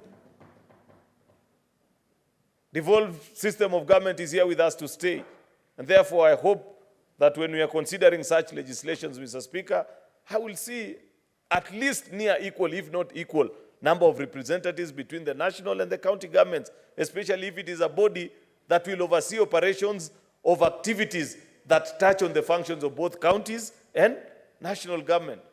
With those very many remarks, Mr. Speaker, I beg to move and request the Senator for Nandi, Senator Samson Cherargei, who probably knows what aviator site is because he's younger than me, to second. He's a gambler, I don't know. Thank you, Mr. Speaker. And I want to congratulate the Majority Leader, Senator Aaron Cheruiyot and Kericho Senator, for this bill. And just on a lighter touch, that I hope he talks to the Majority Leader of National Assembly to be fast-tracking our bills the way we do here religiously. Mr. Speaker, you know, the only time I've interacted with gambling is when listening to the Gayle Rogers, the country priest, the coward of the county, Mr. Speaker. And every gambler has its own day and time, Mr. Speaker, as the coward of the county says. And you know, when you are listening to sound donors, especially on a Sunday evening, then that is when we interact with gambling, Mr. Speaker. So, Speaker, I want to say in opening remarks in quick succession that I think it is high time that we bring order and sanity in the sector of gambling. I remember in the last session, the Ministry of Interior brought an omnibus of trying to amend on the taxation of winnings, and it became a big problem because even at that time, the company by the name SportPesa, among other Betika and others, were complaining because they felt that they were being double taxed, but they were not declaring their winnings at that time. And looking into the future, Mr. Speaker, can you protect me from the commissioners who have a problem at hand or with the Bunge Towers? Mr. Speaker, I don't want to go there. I know they are firefighting, Mr. Speaker, after I came gun blessings today at midday, so they are firefighting. Mr. Speaker, that is why we need to bring order in the sector. And Mr. Speaker, the only problem we have been having is that government does not know what gambling is doing, gamblers do, and the gambling companies, and then the gambling itself are not honest. I know in other religions it is not good or best practices, Mr. Speaker, to gamble, and we respect that. But with widening our tax base network, in fact, we should tax as part of deterrent measure the issue of gambling process and gamblers, Mr. Speaker, especially on winnings, so that we instead of taxing other essentials, we increase in taxation. Even, and I know the reason Senator Faki is excited, Mr. Speaker, is we need to tax more on the gamblers, because if you are gambling, you have already had your essentials. You have already had your basics, Mr. Speaker. But the sad reality is that, Mr. Speaker, is that most young people, and I know us, all of us here, who are politicians, will receive a message saying, send me 30 shillings, send me 200 shillings, send me 1,000 shillings. You can know, for people who are experts in gambling, will always know that that person intends to gamble. It's not about food, but it is about that how to gamble, Mr. Speaker. And you know, as addictive as they are, while we say condolences to Senator Aaron and the people of Kericho over a young man who I think he lost over 250,000 through gambling, 150,000, sorry, thank you for that correction. And he had to commit suicide. So you can imagine this is a very serious issue. Just the way shisha and gambling are the same, it's addictive, just like any other desires. Mr. Speaker, on clause number 4, I agree 4G on the issue of conducting anti-money laundering and risk-based inspections, because yesterday, Mr. Speaker, courtesy of your office and your support, during the open governance, and you know we are having regional meeting in Nairobi, and His Excellency the President being the patron, as we launch plan number 5 on National Action Plan in legislative openness. Mr. Speaker, the Kenya is in gray in terms of illicit money. It has been found that Kenya, on the issue of money laundering, it has become a big problem, Mr. Speaker, and we are on the gray. And I want to advise the country that this issue of money laundering and illicit money in the economy, we must be very careful, because the moment we are blacklisted, you can never trade outside this country and outside Africa. So it's a serious issue. I agree we must look at the money laundering. Mr. Speaker, I remember in few years, when the issue of piracy money came, it became a serious issue where the country became, until we enacted an anti-money laundering law. So I agree that there should be a way so that this issue of gambling, Mr. Speaker, cannot be used to launder the proceeds of illicit money and money laundering, Mr. Speaker. As you're aware, in Brazil many years ago, and Brazil is a very beautiful country. I've been there on several occasions, especially on issues of agriculture and other issues, Mr. Speaker. I don't want colleagues to look at me suspiciously, but on issues of agriculture, imports of machinery, Mr. Speaker, that is the beauty about Brazil. I don't look at other things, Mr. Speaker. Mr. Speaker, there was what we call car wash scandal in Brazil, where some senior government officials, in allegations of corruption, used to steal money to use in a car wash. Interestingly, the story has it, it was next to the government buildings that car wash scandal. And they were using car wash scandal to try and money laundering. So there are instances where gambling companies are using this, Mr. Speaker, and therefore I agree with that, Mr. Speaker, so that I allow other colleagues in seconding this motion, Mr. Speaker, is on the issue of clause number 64, so that I just make 3 comments on the issue of may granted to operate a casino and other forms. I think this one we need to agree that, you know, Mr. Speaker, where should we put these gambling machines? Should we put next to a shopkeeper? Should we put next to the, to where maize is being crushed? I know in Viga, where Senator Outsourcing comes from, Mr. Speaker, when you put a casino and a maize milling machine, there is no problem. But in other areas, if you do that, somebody can go without food. So, and others, we have had cases, Mr. Speaker, where eggs are disappearing mysteriously. because people are stealing eggs, go and sell, and then come. There is a famous one, Mr. Speaker, that was common. A small one that looks like yellow, and it was, I think, it's made in China, where a lot of eggs were being lost in the villages because people were, young men and women were just taking it. And so the question should be, what should we do? For example, the number and geographic, the way we have done, Mr. Speaker, with the zoning of bars and illicit near to schools, we must agree where to put. I think the presence of a tourist in a county like Mombasa, your county, Mr. Speaker, Kilifi, Kwale, among others, it should be cultural and religious distribution. Mr. Speaker, I said that earlier on, especially there are some religions who abhor the use of gambling, Mr. Speaker. The incidents and social consequences of compulsive and addictive gambling, I think there is an addiction. And Mr. Speaker, according to World Health Organization, addiction is not a disease. It's a disease, it's not an offense. And even, Mr. Speaker, I agree with Senate Majority Leader, Senator Aaron, when he says that the gambling companies must undertake even building rehabilitation or programs, Mr. Speaker.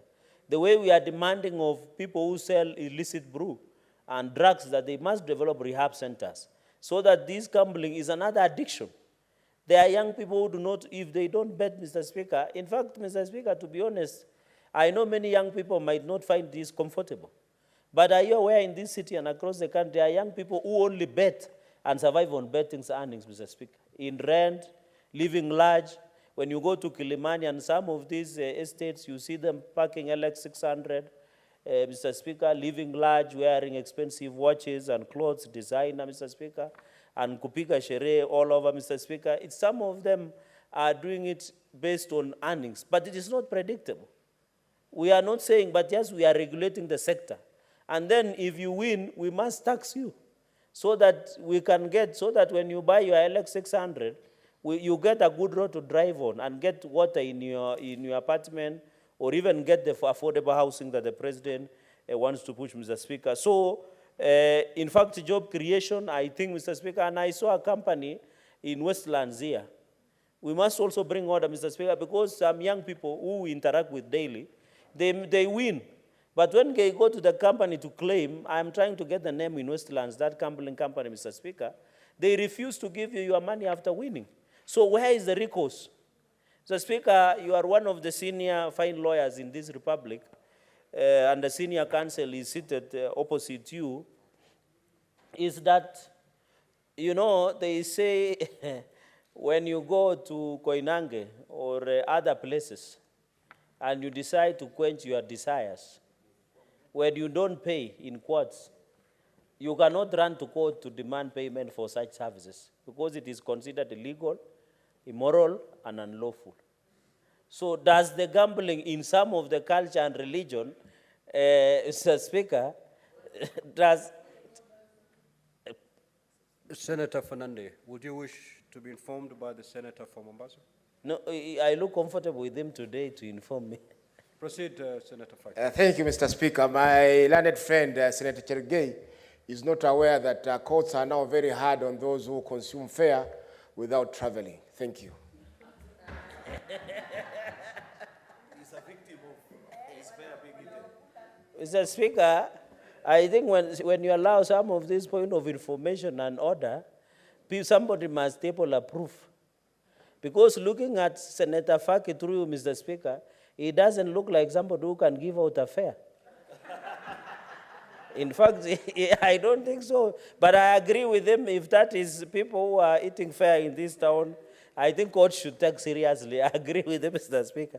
Mr. Speaker, and therefore, we must agree on enforcement, ownership, and therefore, many young people do their winnings, but they are not being paid, Mr. Speaker. On clause number, in the issue of licensing, I think I agree largely. And we should ensure, Mr. Speaker, I think the biggest challenge, and Senate Majority Leader should note this, we need to do what we call a whole government approach of a one-stop where you can access license. Because nowadays, Mr. Speaker, when you visit a kiosk somewhere in Kirinyaga Road or Mukuru Kwanjenga, you find the wall is mosaic because of number of licensing. So I don't know what we need to do, especially when you are using licensing. While I agree with the principle, we make it efficient so that the people who issue license like county governments or national do not take advantage. Because nowadays you get a license of public health, NEMA license, license to gamble, for example, gambling license. How should we make it one-stop shop so that it becomes easy to access some of these licenses, Mr. Speaker? And of course, we don't want to open an avenue, Mr. Speaker, as per clause 65, 66, to open an avenue where some officers, enforcement will take advantage, Mr. Speaker. Clause number 6, and this will be my two closing, is online gambling. Mr. Speaker, I think we need to check on online because sometimes they force you to see an advert. I know there is agreement with YouTube and in terms of the advert, but it should be an optional. So, Mr. Speaker, when you open YouTube or you open social media or a page, they want you to watch it for 5 seconds, which I always find it unfair because you don't want to watch, maybe you wanted to watch Senate proceedings, for example, live, Mr. Speaker, but when they just insist on you watching an advert. So it must be either they are paying taxes to government to do that advert, or they give you an option, Mr. Speaker, because also I have been questioning the role of Consumer Protection and Competition Authority of Kenya, which is just across Technical University of Kenya. What are they doing about competition authority, competition engagement, protection engagement of consumers? We need protection, Mr. Speaker. And license, I agree, with online bookmakers, online lottery license, and casino license, Mr. Speaker, so that it becomes easy. And I agree with Senator Aaron that we need to enhance fine. You know, I've told you these people who do gambling are very wealthy people. I remember, Mr. Speaker, when we wanted to do amendments on winnings, this Senate and both Parliament, National Assembly and the Senate, it became hard to move because, of course, the interest that gambling sector has in terms of the laws that we have. So on the licensing, I agree so that we are protected, Mr. Speaker. And even TikTok, I remember when the president pushed on the earnings on online, and I think it is in line with the president what he has been saying, that you can earn online, but we also have license so that we can track winnings and ensure that there is taxation, Mr. Speaker. And also, Mr. Speaker, there is one thing I wanted to mention about these people who run social media. Facebook, Twitter, YouTube, WhatsApp, and X, nowadays Twitter is called X, and TikTok, Mr. Speaker, is that, you know, most of these companies are operated abroad. Mr. Speaker, there is a systematic discrimination from some of these organizations that when people who are in Africa complain against, for example, X Corporation, or against TikTok, or against YouTube, or against Facebook, or against Instagram, Mr. Speaker, they don't respond to the complaints, yet most of those accounts are verified and you pay for. But people like X Corporation, for example, Twitter, they don't respond to it, Mr. Speaker, just like YouTube. And yet, those accounts that Kenyans own or Africans own are verified and they are paid for. But somebody who is in US and Europe, when they complain to those organizations and corporations, Mr. Speaker, they take it seriously. So, Mr. Speaker, I hope as we do this, in terms of licensing, we should not be doing PR where when the government wants to issue license, because they own the domains of those applications, Mr. Speaker, they should not take advantage and they should avoid discrimination in terms of addressing, Mr. Speaker. Mr. Speaker, on number 71, in conclusion, I can see my time is 71, clause number 71, to a gambling advertisement shall indicate the addictive nature of gambling. We want them to be just like cigarette. When they say sportsman, there used to be a cigarette called sportsman. And then they put there, smoking is hazardous to your health. So we want you, when you want to do Betika, Mr. Speaker, and you know the other day, a team like Arsenal, Aston Villa, and others, I'm told they started at the table, on top of the table, but they're under the table. Well, and people have betted that Arsenal, for example, will be on the table, but it ends up under the table, Mr. Speaker, or Man U, Mr. Speaker. We should be given, because, Mr. Speaker, after watching, for you and the Senate Majority Leader, I know that some of us are football lovers, Mr. Speaker. We are addicted to football. But you can imagine people who bet and they don't win, Mr. Speaker. Those people need rehabilitation. Because some of those people even don't have in job centers on Mondays. So we must indicate, in fact, notify players to play responsibly, prohibit children from playing. I think we have an obligation, especially on online bullying to children, and a number of us have children, and they are very young. This exposure of social media and online, Mr. Speaker, is dangerous to children. We must have protective mechanism. And I'm happy there is a bill by Senator Ogola on newborn and other issues of children. We must look at the children and the law and protect our children from this exposure. The way we protect them from not watching pornographic online movies and other things, we must ensure that even we put an app, Mr. Speaker, that when you want to key in, they request for your age.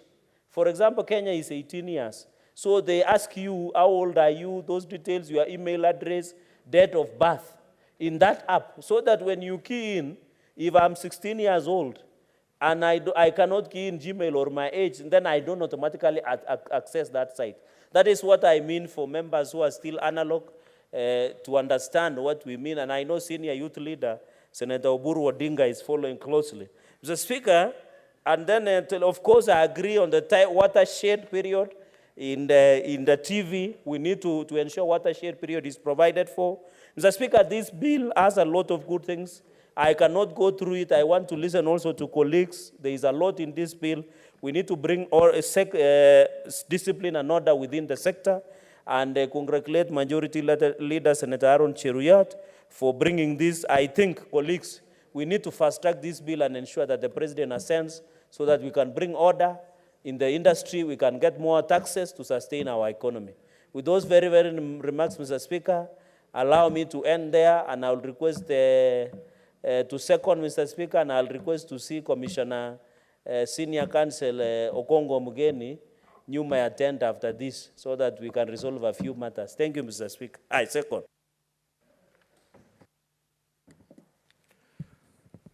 Now, honorable senators, I will proceed to propose the question, which is that the Gambling Control Bill, National Assembly Bills number 70 of 2023, be now read a second time.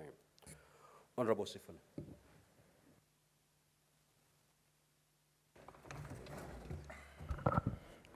Mr. Speaker, this is the first of a series of bills that have come before this House that I will not start by objecting to on constitutional principles. It's one of those few that have come before this House recognizing that, in fact, this is a national government function.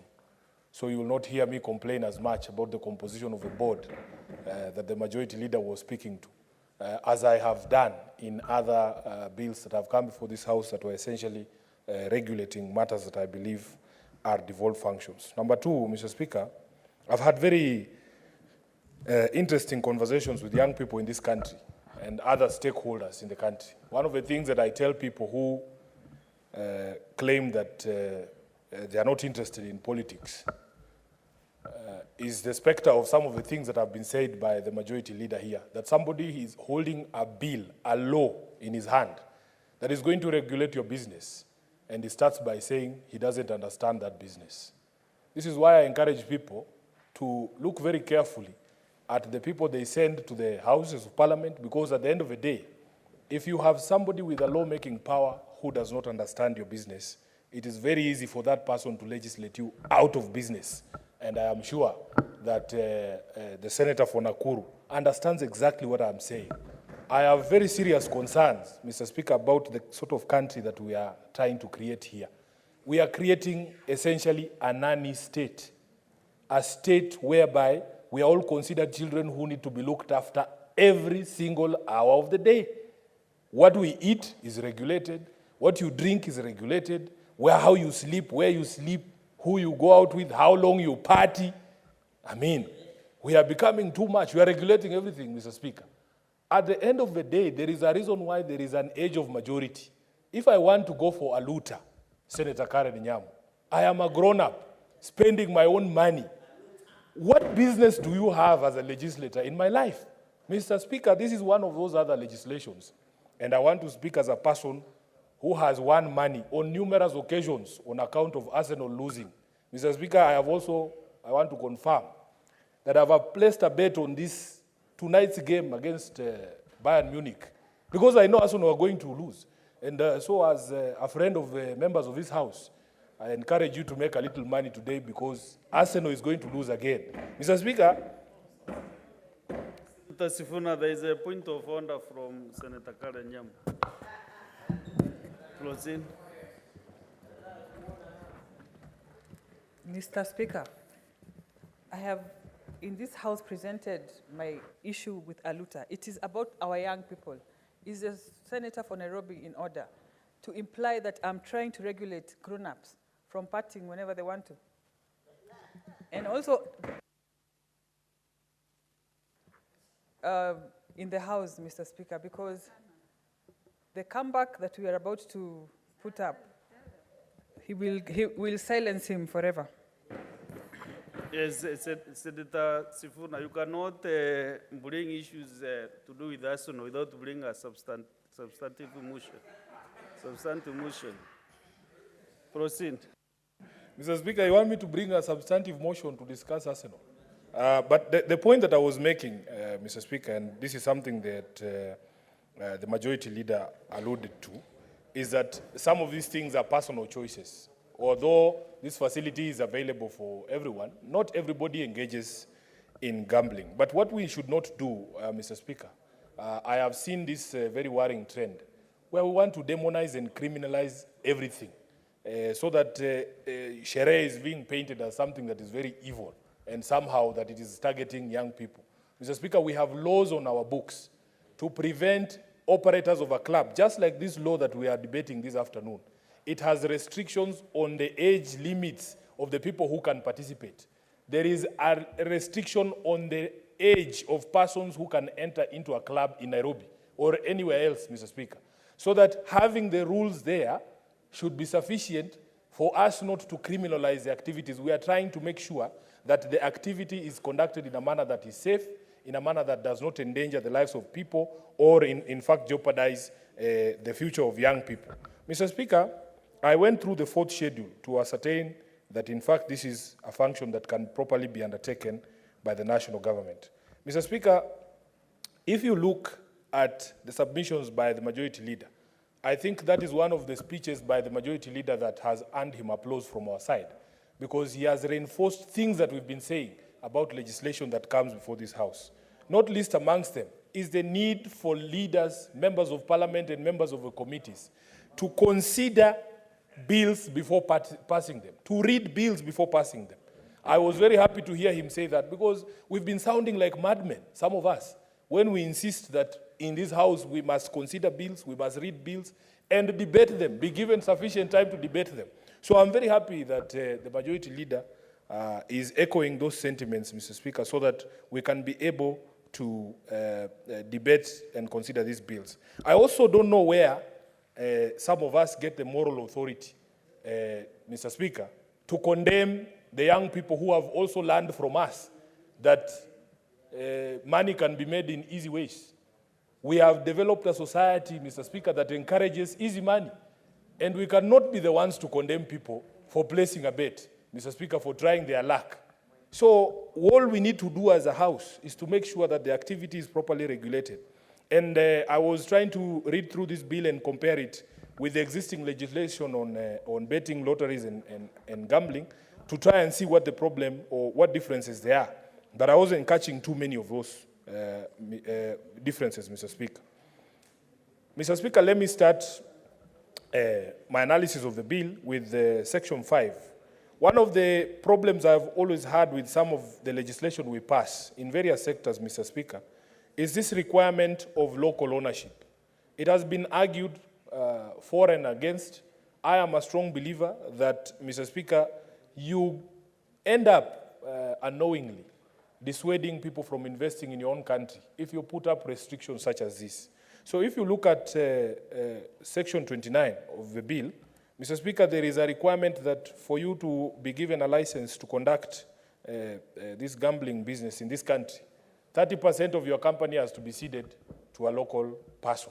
It is very difficult. I remember the discussions during the Energy Committee inquiry into the high cost of electricity.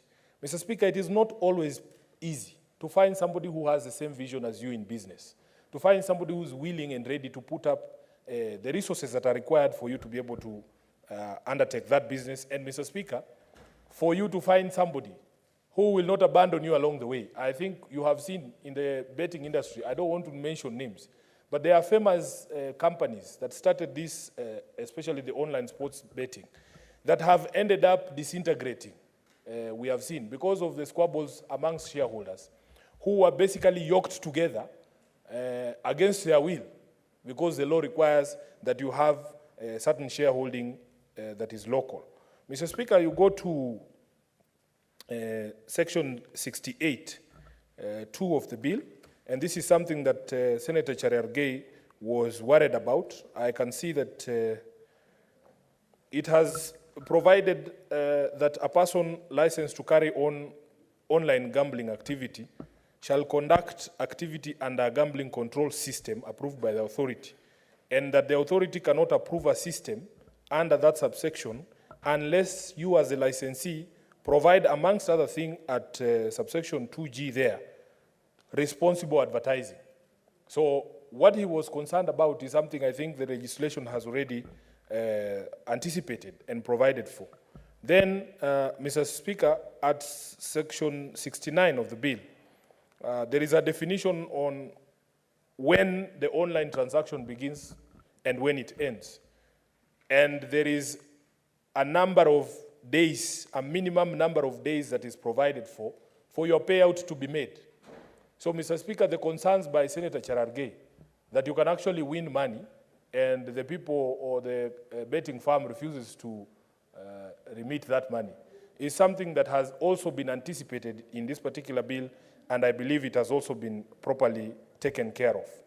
I would want someone to explain to me the rationale of the minimum betting at Section 71, that in fact the minimum bet has been set at 20 shillings, Mr. Speaker, and that is inclusive of a saving component. If you bet 20 shillings, there's an amount of money that is set aside as savings for you by the ministry, I guess, or by the authority. And Mr. Speaker, that the minimum bet is set at 20 shillings. I would want some clarification from the committee, I think, during the debate on what that is about. Mr. Speaker, if you go to section 72, subsection 3, you will see what I was telling you about the need for us not to appear as if there are gaps already in legislation when it comes to protecting young people. If you read section 72, subsection 3, you see that an operator is made to require proof of age of majority prior to the registration of every player. So you cannot register as a player on an online betting site without having produced proof of your being of age of majority.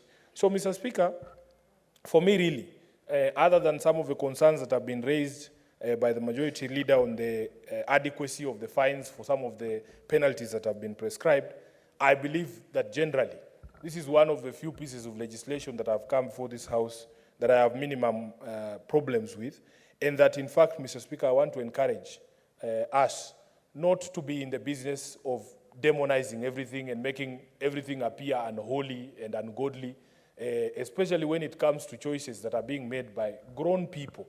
If indeed the feeling of Parliament is that a person of the age of 18 or any other age should probably not be exposed to some of these things, Mr. Speaker, it is very much in order for us to require even a higher age. If you say somebody to participate in gambling has to be above 30 or 40, it is possible for us as a House to do this.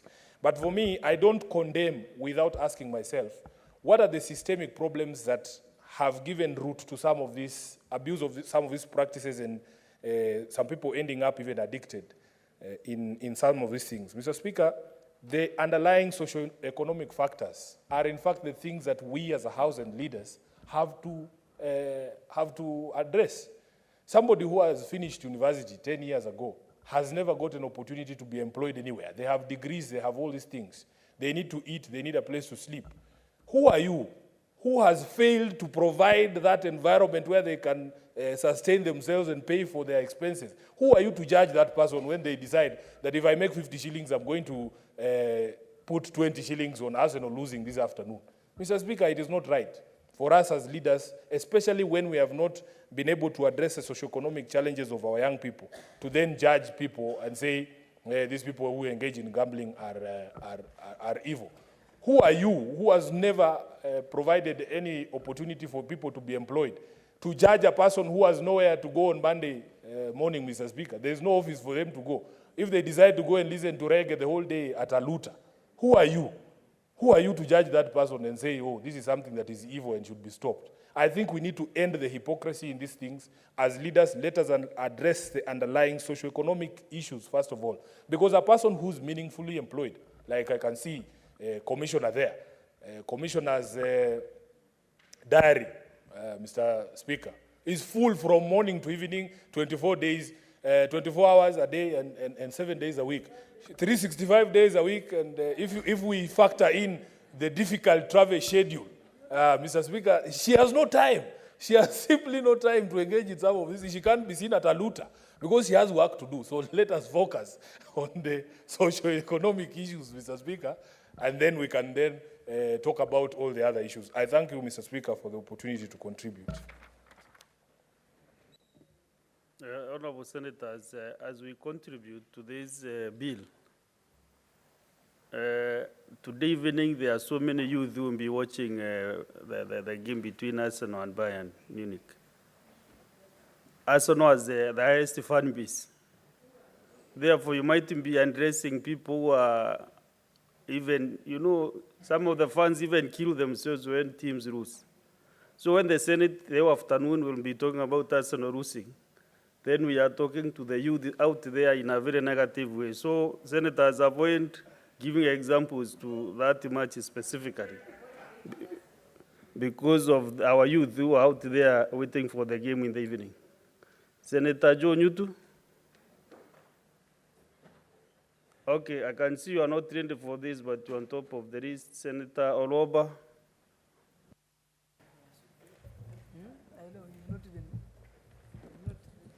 Thank you, Mr. Speaker, for this opportunity to support this bill. Mr. Speaker, first of all, I would like to take note that the Committee of Labor, the Labor Committee, went through this bill and gave a report on it. And Mr. Speaker, I had the opportunity to interact with some of the issues that were highlighted by the stakeholders who are affected by the repealing of the Gambling Act and now being replaced with this bill. Mr. Speaker, one thing I want to highlight is that when we were talking to the stakeholders, of course, and this is the different departments, KRA, we had CRA there, we had Sports Fund, all these people who would be affected directly, all these institutions that would be affected directly by this bill. Mr. Speaker, one thing came out very clearly is that there is a lot of money in gambling. In fact, too much money, Mr. Speaker, to an extent that it was an issue of deciding what percentage of the levy would go to which specific institution, Mr. Speaker. A clear example is we had the members of Sports Fund and the CEO come in to say that, in fact, there is a particular section of the new bill that takes away more than 16 billion from the Sports Fund.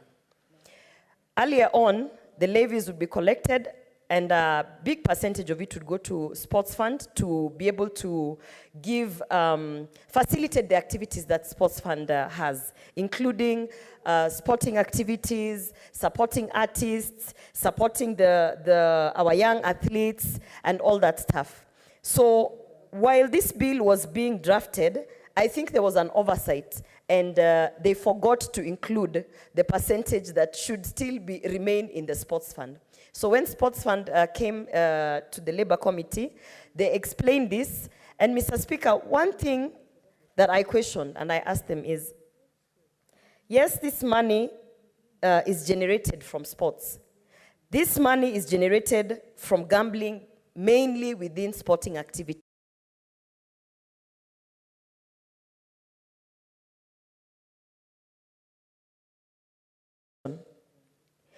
Do they mean to say that in the absence of gambling, the whole sports fund, because 90% of the sports fund budget comes from gambling? So my question then was, if we were to ban gambling in this country, would we also fold the sports fund? And what would that mean then also for the athletes and the sporting activities that are relying heavily on gambling? And, you know, I know it is an issue of the chicken or the egg, you know, but for me, it was imperative to understand that above and beyond relying on gambling money to be able to support sporting activities, we need to think as a country beyond that. We need to start thinking of income-generating activities around that industry. For instance, look at what some of our notable runners are doing, opening all these training facilities, these training camps, and turning it into a sports tourism kind of economic activity. And those are the things that I was questioning all the stakeholders, asking them, in the absence of gambling, are you going to fold up those institutions? So as much as we are happy, and I've heard Senator Sifuna referencing that we should not regulate, that we are too much on rules, and that, you know, people should be led to be free. No, Mr. Speaker. There is a very, very thin line between an organized society that is responsible for its people and anarchy. So when we are legislating, we are not legislating because we want to get into people's houses to control them. We are legislating because there is a fact here that gambling is destroying our communities. That is a fact. Gambling is actually the source of so many ill activities, the source of so much sorrow in so many households. Women out here are literally having to deal with not only the issue of their spouses having substance abuse, but with the issue of gambling. So as responsible legislators, I want to say that we are not entering the private spaces of people to control who and what they believe in, but what we are doing is we want to be responsible leaders to ensure that even within your freedoms, we are still able to safeguard, for instance, our children. And I'm glad that Senator Karen Nyamu has stood up to clarify that her bill and even the motion that we were discussing here on Aluta has nothing to do with adults, but it has everything to do with parents, parenting, and ensuring that our children have safe spaces. Because any child who's under, any person who's under the age of 18 years does not have the capacity. They think they have the capacity, but they do not have the capacity to make decisions to a certain extent. That is why we always say they have to have guardians, they have to have parents, they have to have someone who is responsible for them. So I think it is completely responsible for us as leaders to say that, listen, if you're earning this and you want to spend all of it on gambling, who are we to come in and say yes or no? Yes, it is your freedom, but what we are doing is ensuring that within this space of gambling, there has to be some order in that disorder. Because if you ask me, gambling is a disorder. But okay, we all have rights and there's freedoms. So in this disorder, how then can we ensure that we are responsibly safeguarding the lives of citizens, Mr. Speaker? To hear that a Kenyan, a youthful Kenyan, has actually committed suicide because they've lost a little bit more than 100,000 on gambling, that in itself should touch the minds and the souls of the senators in this house, so that they understand that as much as we are adults, some of us still need to be guided. And that is why within a county, we still elect a governor to be able to lead the people. We still elect a senator to be able to lead the people. Otherwise, we would also say, all these people are adults, they can lead themselves. So I strongly believe that this bill is very timely. And I believe above and beyond the issue of organizing the taxes that are being collected on gambling, it is an issue of trying to direct a society back into the moral path that we need to be in. And when I say moral path, I'm not talking about religion, I'm not talking about biases. I'm talking about some level of financial management within our homes, Mr. Speaker. There are a lot of women and men who are literally sinking the family unit because of gambling. There are children who are being thrown out of schools because their parents have gambled the last coin. There are women who are literally holding on to their last coin because their spouses have gambled everything on. You're talking about the match tonight between Arsenal and Alu. I'm not a football fan. But there are people who would rather say tonight, my family doesn't need to eat meat because these 250 shillings, I want to place a bet. So in all fairness, this has nothing to do with controlling people and the decisions they make with what they want to do. This has everything to do with the responsibility of us leaders ensuring that our communities are not washed away with the ills of gambling. Mr. Speaker, when we had this conversation with the Sports Fund, after I questioned them, because it was 16 billion Kenya shillings that they were fighting for to be maintained within the Sports Fund. You know, 3% of the levies that are collected will go towards the Gambling Authority. That 3% will cater for the administrative and logistics of running that authority. And then the remaining amount of money, if you go through the bill, will be channeled to various places. Among them, the person that gets the lion's share is Sports Fund, if we actually get that amendment passed. Mr. Speaker, then I asked a question to Sports Fund. What is your mandate? Their mandate is to cater for sporting activities because it is an independent state agency, but above and beyond that, they actually have some level of responsibility to push the creative economy, Mr. Speaker. And there was a kind of discussion like, yes, you know, our athletes. I said, you're talking about athletes. What about the creative economy? What about the creative economy? Because you have a mandate within that institution to take care of singers, of filmmakers, of all these people in the creative economy. And I could tell from even Waziri Ababu Namamba's response that the creative economy was not really prioritized. It was more about football. So, and I remember Senator Crystal Asige being in that meeting saying, it is very unfortunate that the misrepresentation of even the leadership in the various spaces is causing us to forget repeatedly about the creative economy, about our culture, about how we are going to conserve our cultural activities. Mr. Speaker, one of the amendments that I would like to have pushed within this bill is that, and not the bill, but you know, after the bill is passed, we are going to get to a place where regulations of anchored to the bill will be tabled. One of the regulations that I would really want to see and I'm going to push for is that from that 16 billion plus, 50% of that money should be directed to the creative economy, Mr. Speaker. It is not fair that every day, day in and out, we are talking about football. Even when you're talking about sporting activities, you're still leaning towards one bias, which is football, Mr. Speaker.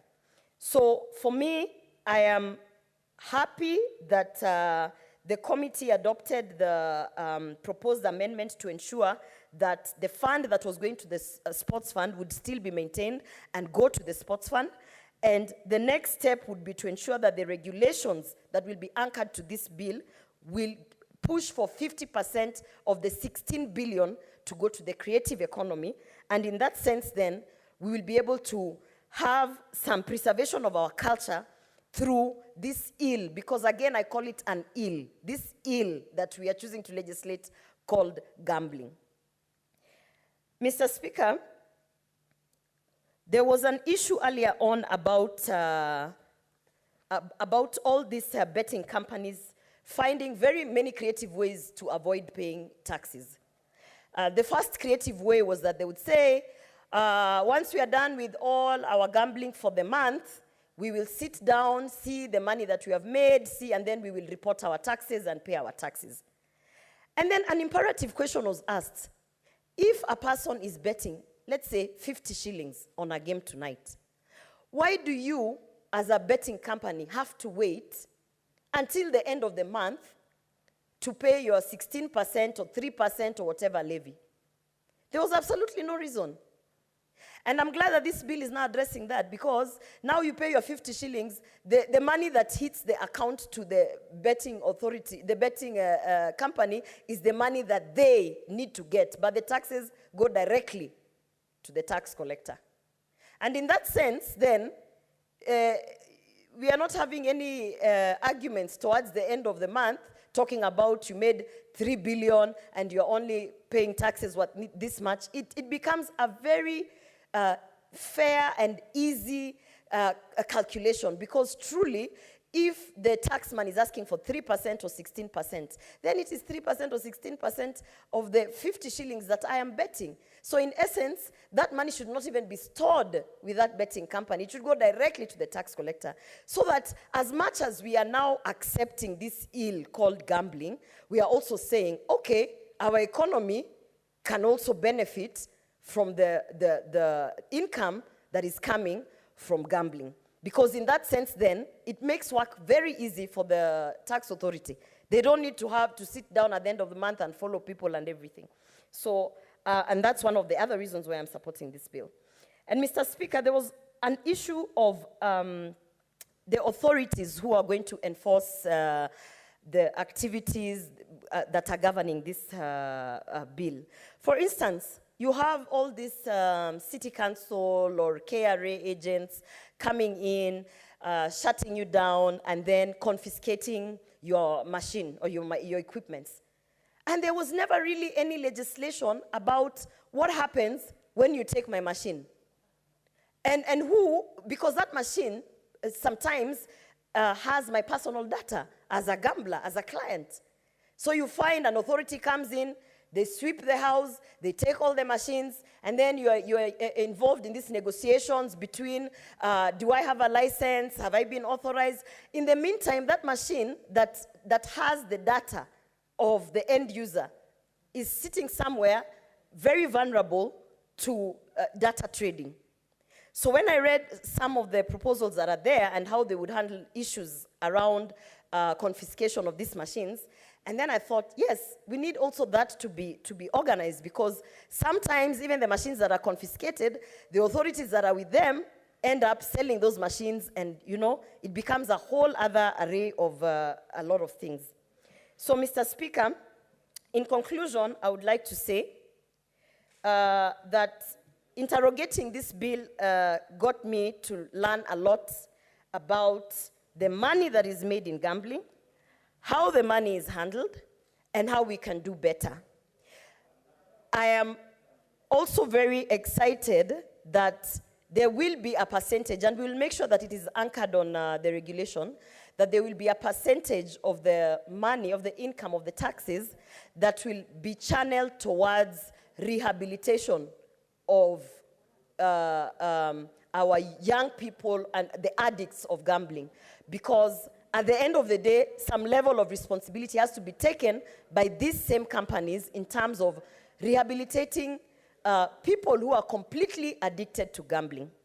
So, Mr. Speaker, with those few remarks, I would like to say that I support this bill, and I look forward to seeing the regulations being tabled at my committee, the Committee of Delegated Legislation.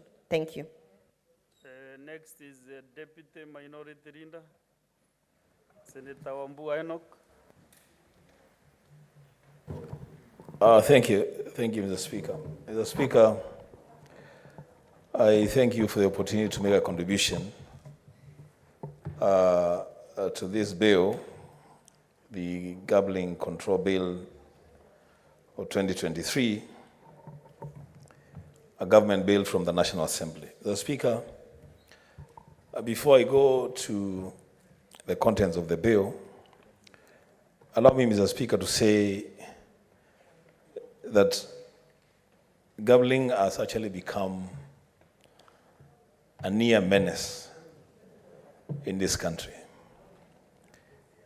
Both young people and adults are losing money in billions to briefcase gabblers and institutions that you can't even trace where they've come from. From the onset, I am pleased, Mr. Speaker, that at least there is an attempt to bring order into this really messy industry. Mr. Speaker, I will limit my comments to this bill on 3 parts, Part 2, Part 3, and Part 4 of the bill. And begin by saying that, Mr. Speaker, in many cases, in almost all the cases where we are dealing with shared functions between the national government and the county governments, in most cases, the role of the national government is largely limited to setting standards and policies. Mr. Speaker, we are the house mandated by the Constitution to defend devolution, to protect the interests of counties and county governments. In this bill, which is a National Assembly bill, I don't see that protection of devolved units in Part 2 of this bill. Why do I say that, Mr. Speaker? I say that because the licensing of the business, the gambling activities, is made a reserve of the national government by this bill. And that the county governments, the only role that they have in receiving money from people who set up gambling houses, they only make their money from issuing permits to business premises. The Speaker, as a house that is responsible for fighting for devolution, one of the biggest conversations that we should be having is how do we open up revenue streams for county governments? This bill does not open that stream. This bill makes a very big river, a revenue stream for the national government through the issuance of licenses to gambling activities and provides a very small stream to county governments through just the issuance of permits for premises. The Speaker, this is a matter that when it comes to that reading, we should propose amendments. So that, Mr. Speaker, this bill, because the bulk of this will be happening in towns, in counties. This is an opportunity for counties to issue licenses for businesses, not just permits for the business premises. The Speaker, I say this because my view, and I believe that was the view of the drafters of the Constitution 2010, is that progressively, county governments are supposed to collect a lot more money, their own source revenue, and rely less on the exchequer releases from the national government. The Speaker, when we get to that reading, as I said, we will be proposing amendments to right that wrong. And the Speaker, while at it, and I remember that I have made a proposal, a legislative proposal, on the separation of the National Treasury from the Ministry of Finance. The Speaker, some of these things will be addressed if we are able to actualize our thinking on how we separate those operations between the National Treasury and the Ministry of Finance. And the Speaker, without urging members and colleagues to go slow on a bill like this, the Speaker, as a leader in this House, at times I wonder, why is it that when we receive legislation, when we receive bills from the National Assembly, we're in so much hurry to process and pass the bills, and yet when we send bills to the National Assembly for concurrence, they take forever to process, if they ever do. Mr. Speaker, I think a time is coming, and perhaps now is, when we should pay back in the same currency. The Speaker, Part 3 of the bill speaks to the regulatory authority, the Gambling Regulatory Authority. And Mr. Speaker, I have my own issues with that section because of basically two things. One, you know, Mr. Speaker, what we do normally is that when we legislate, when we create authorities, and I think this is a problem that we have inherited from perhaps a level of laziness, I don't know on whose part, that every time that we create an authority or a board, we are very quick to do a copy and paste exercise in determining who the members of the board are. And traditionally, we always put in there a permanent secretary, the ministry responsible, a permanent secretary for finance, the attorney general. Mr. Speaker, I think we must expand our thinking beyond that traditional way of doing things. Because you will find that on every single day, one PS in one ministry is supposed to be a member of a board in 10, 20 boards. They never get to attend the boards. Of course, they have representatives who are designated.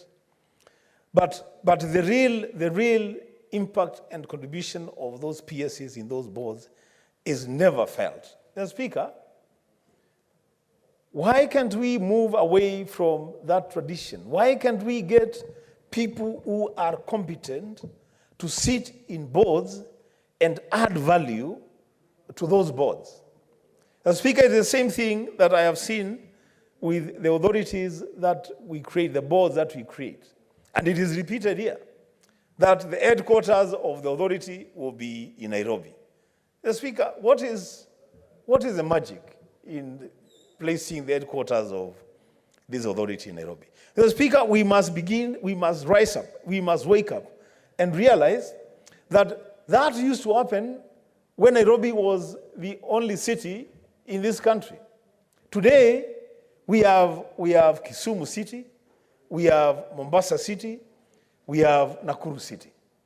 Mr. Speaker, the designation of a town into a city is not just for purposes of name. It's also for purposes of certain activities happening in those cities. Why should we concentrate all the boards, all the authorities in Nairobi and none in other cities like Mombasa, Nakuru, Kisumu? What is the magic, Mr. Speaker, of having this board in Nairobi? And I'll be challenging those senators who have fought very hard to have their towns elevated to city status, to also push an agenda to have some of these authorities to go and sit in those cities. Because there's nothing wrong with that, and there's no magic in sitting a board in Nairobi. Mr. Speaker, lastly is on the issuance of licenses and permits. I've looked at part 4 of that bill, which deals with the licensing and the issuance of permits. And Mr. Speaker, my question is, that as we give authority to the authority to determine who can get a permit and who cannot get a permit, who can get a license and who cannot get a license, that we will not be jumping from the frying pan into the fire itself. That this will not now be another avenue for serious corruption in this country on the issuance of licenses and permits. I answer because in the Speaker, Clause 29 of that bill talks about, no individual person can be issued with a license. You must have a limited company. You must have an account registered in the name of the limited company. The Speaker, in this day and age, and in this country, the easiest thing to do is to register a limited company. It's a very easy thing to do. I can wake up this morning and by end of day, I will have registered a limited company. The easiest thing to do in this country is to open a bank account. Banks are now they are hawking bank accounts. Anybody can open a bank account under any name. Mr. Speaker, there is need for proper tightening of Part 4 of this bill to ensure that the procedure for licensing and the issuance of permits for gambling does not open an avenue for corruption and extortion for people who would want to set up a genuine and legitimate gambling businesses. Mr. Speaker, with those few remarks, I support and wait for that reading to propose amendments. I thank you. Thank you. Next is Senator Karanyam.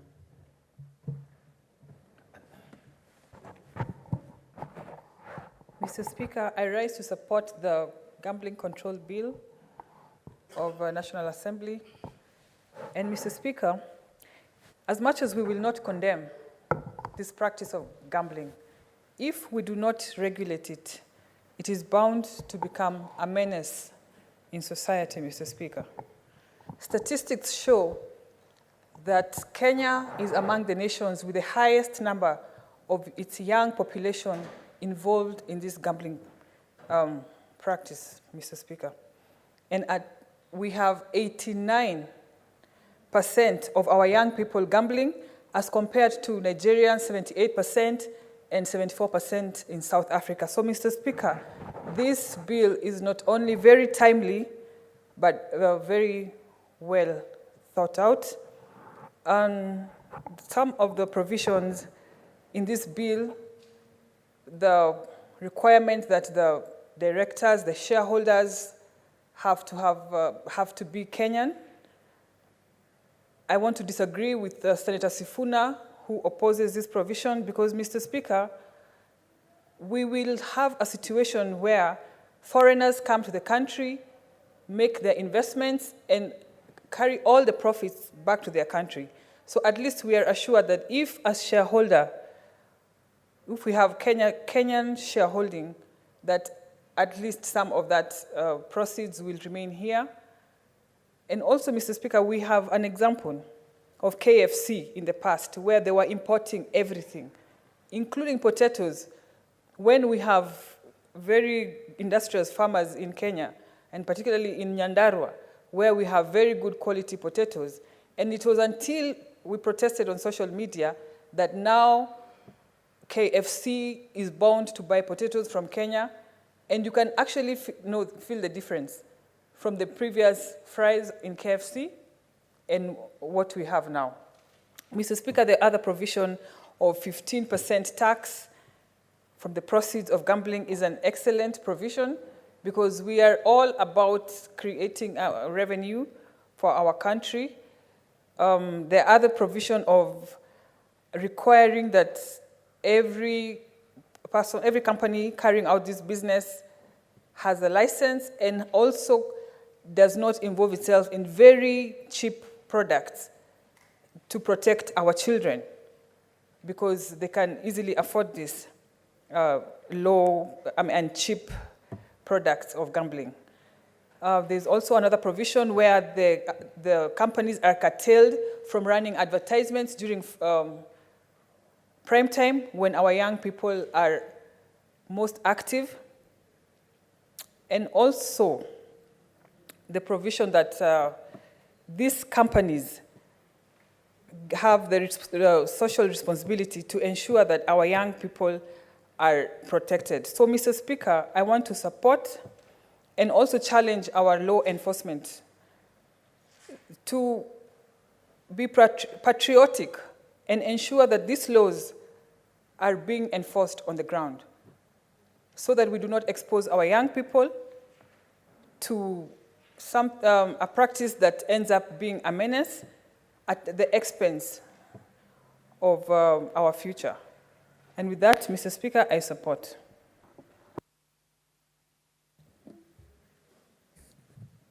Senator Manzo, Daniel.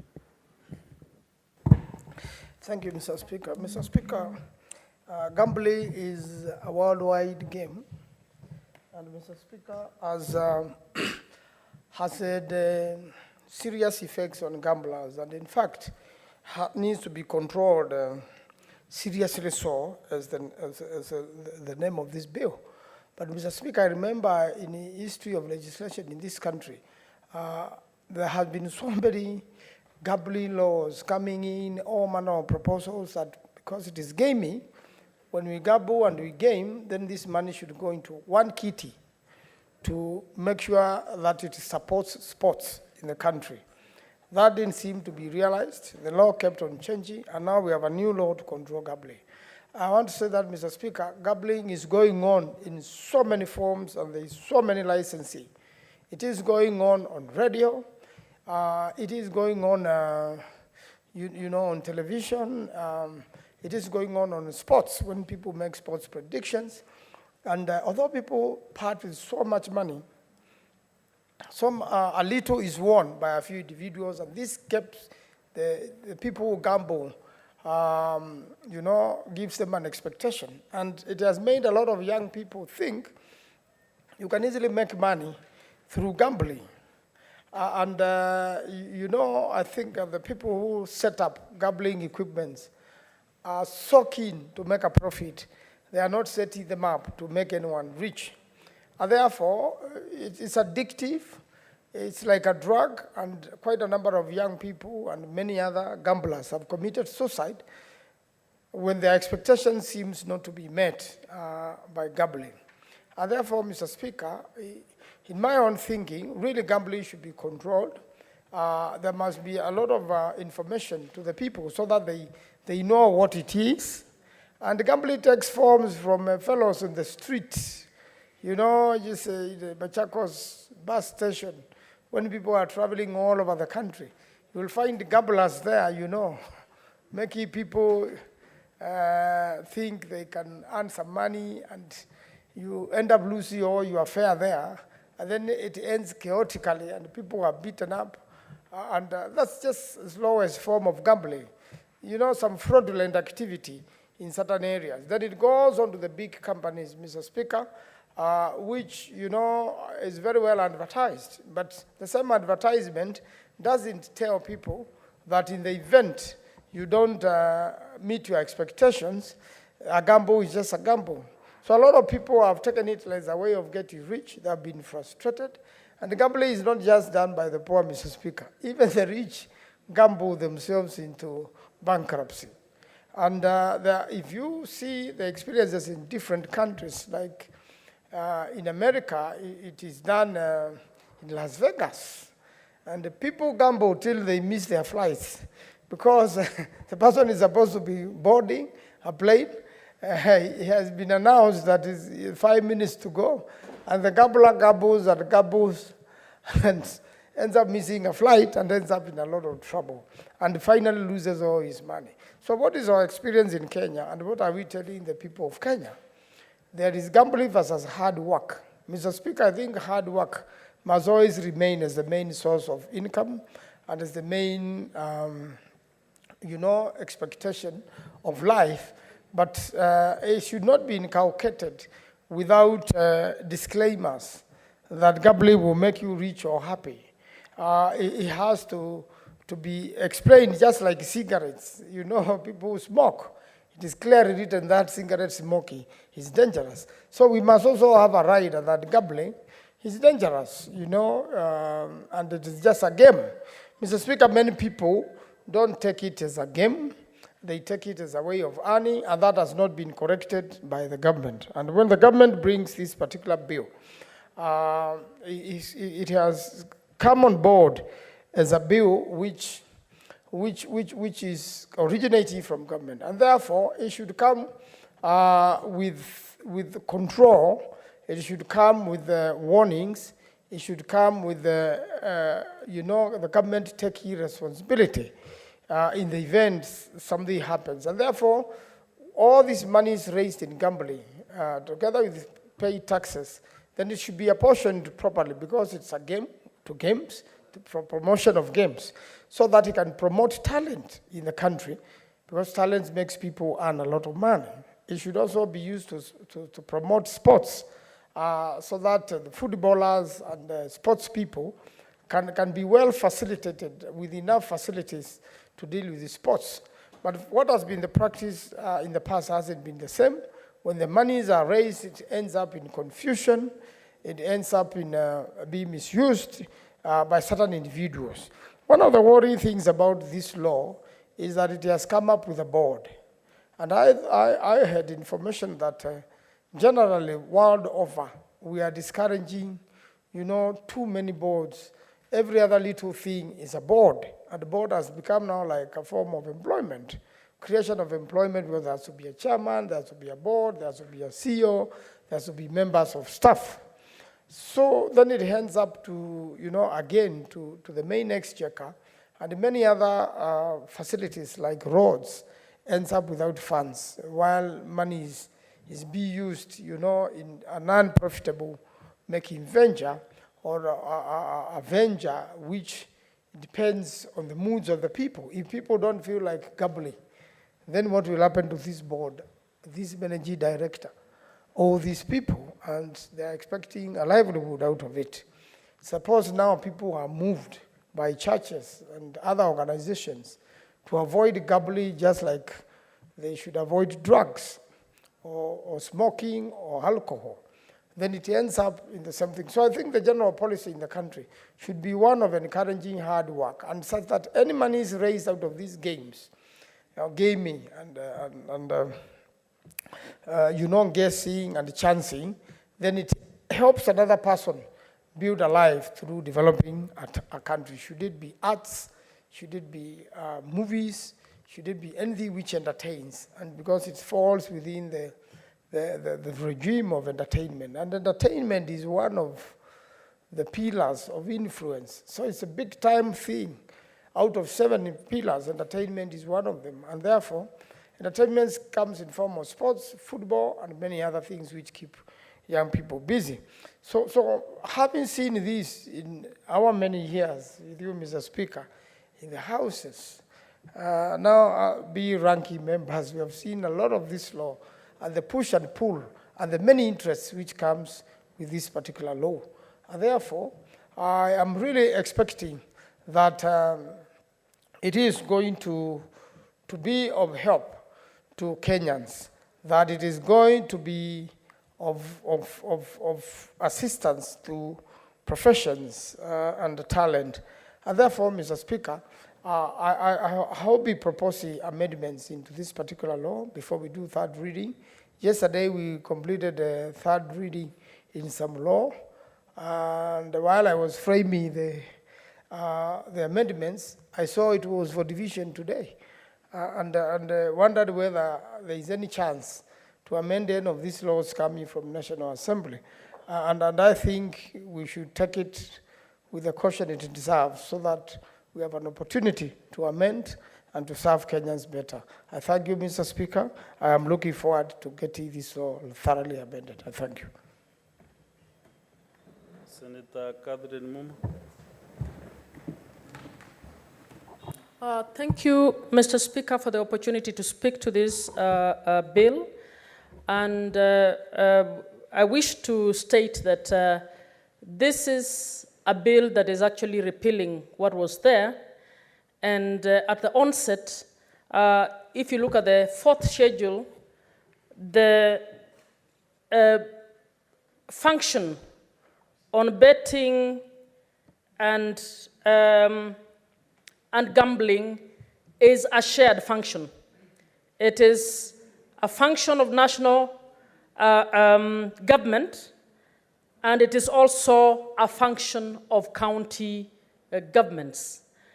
I do support the fact that we need to actually have a clear law that regulates what I call a vice, the vice of gambling and betting,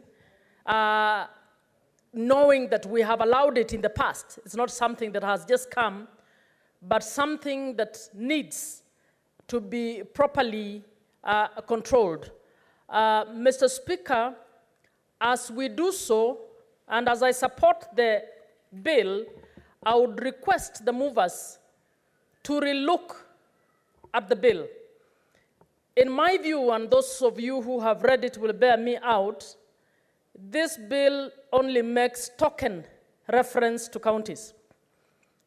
It establishes an authority, which is a national government entity,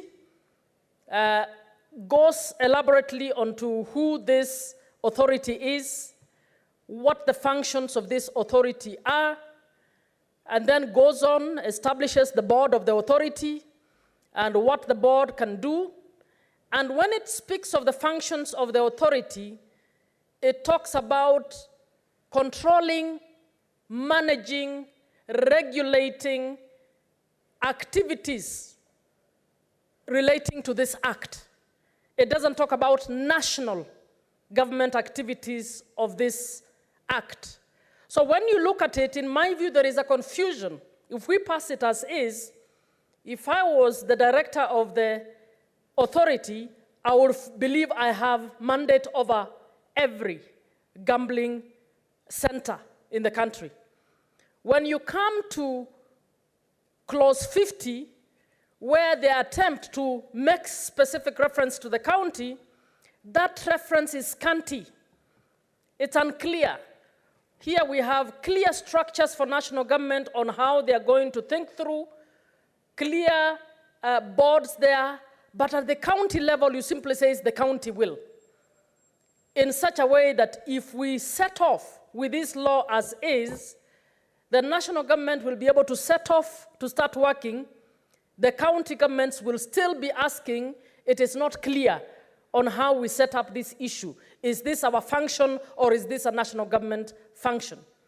So I would request that even as we support this law, and I wish to ask our secretariat to always call us to check when reading these laws, to be able to tell us if it is a shared function of national government and county government, how have we demarcated it so that it is clear? Anybody reading here will see this is what county, this is how county betting and gambling looks like. And this is how national betting and gambling looks like. This is what the authority will be doing, and this is what the county teams will be doing. It is not clear in this. I would have liked to see that description that distinguishes to a Kenyan who reads this law what Meru County will be in charge of and what the national government will be in charge of. In my view, that is not very, very clear. So I would urge, much as this is necessary, we need to do better in developing laws that make that distinction, but also clearly recognize the intergovernmental shared functions, knowing that our devolution is cooperative and it is consultative. So if we are talking about developing regulations, you can see everywhere it makes reference to the cabinet secretary will. The cabinet secretary will make regulations on this. No reference to consultation with counties as he's doing these regulations. So that is the main comment I want to give, that as far as I'm concerned, the clarity on what and who and how we move this function at the county level is not clear in this law. We need to make that clear. We need to distinguish it. We need to also be clear on areas of intergovernmental cooperation and consultation in order to make this clear to the Kenyans. I support with those amendments, Mr. Speaker. Thank you, Senator Mgatana Danson.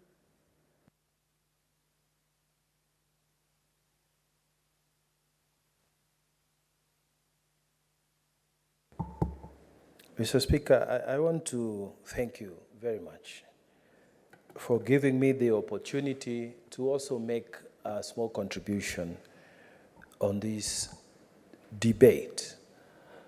Mr. Speaker, I was going home the other day, and one of the people who accompany me around was telling me that he was very happy because he did some online gambling and he got 30,000 shillings. Mr. Speaker, a few days later, the same person was telling me how he's feeling so bad because the same place where he had made 30,000 shillings online gambling, he has now lost 50,000 shillings. And he was now asking me to give him something to help him because there was an emergency he needed to sort out.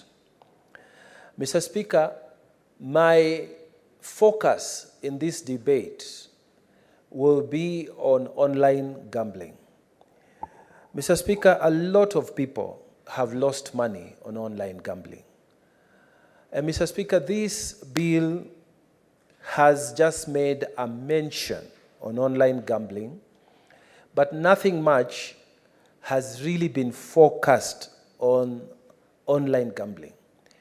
Mr. Speaker, a lot of Kenyans have lost money there. In fact, the gambling where you go and you play small monies on these machines has not been as bad and as destructive as online gambling.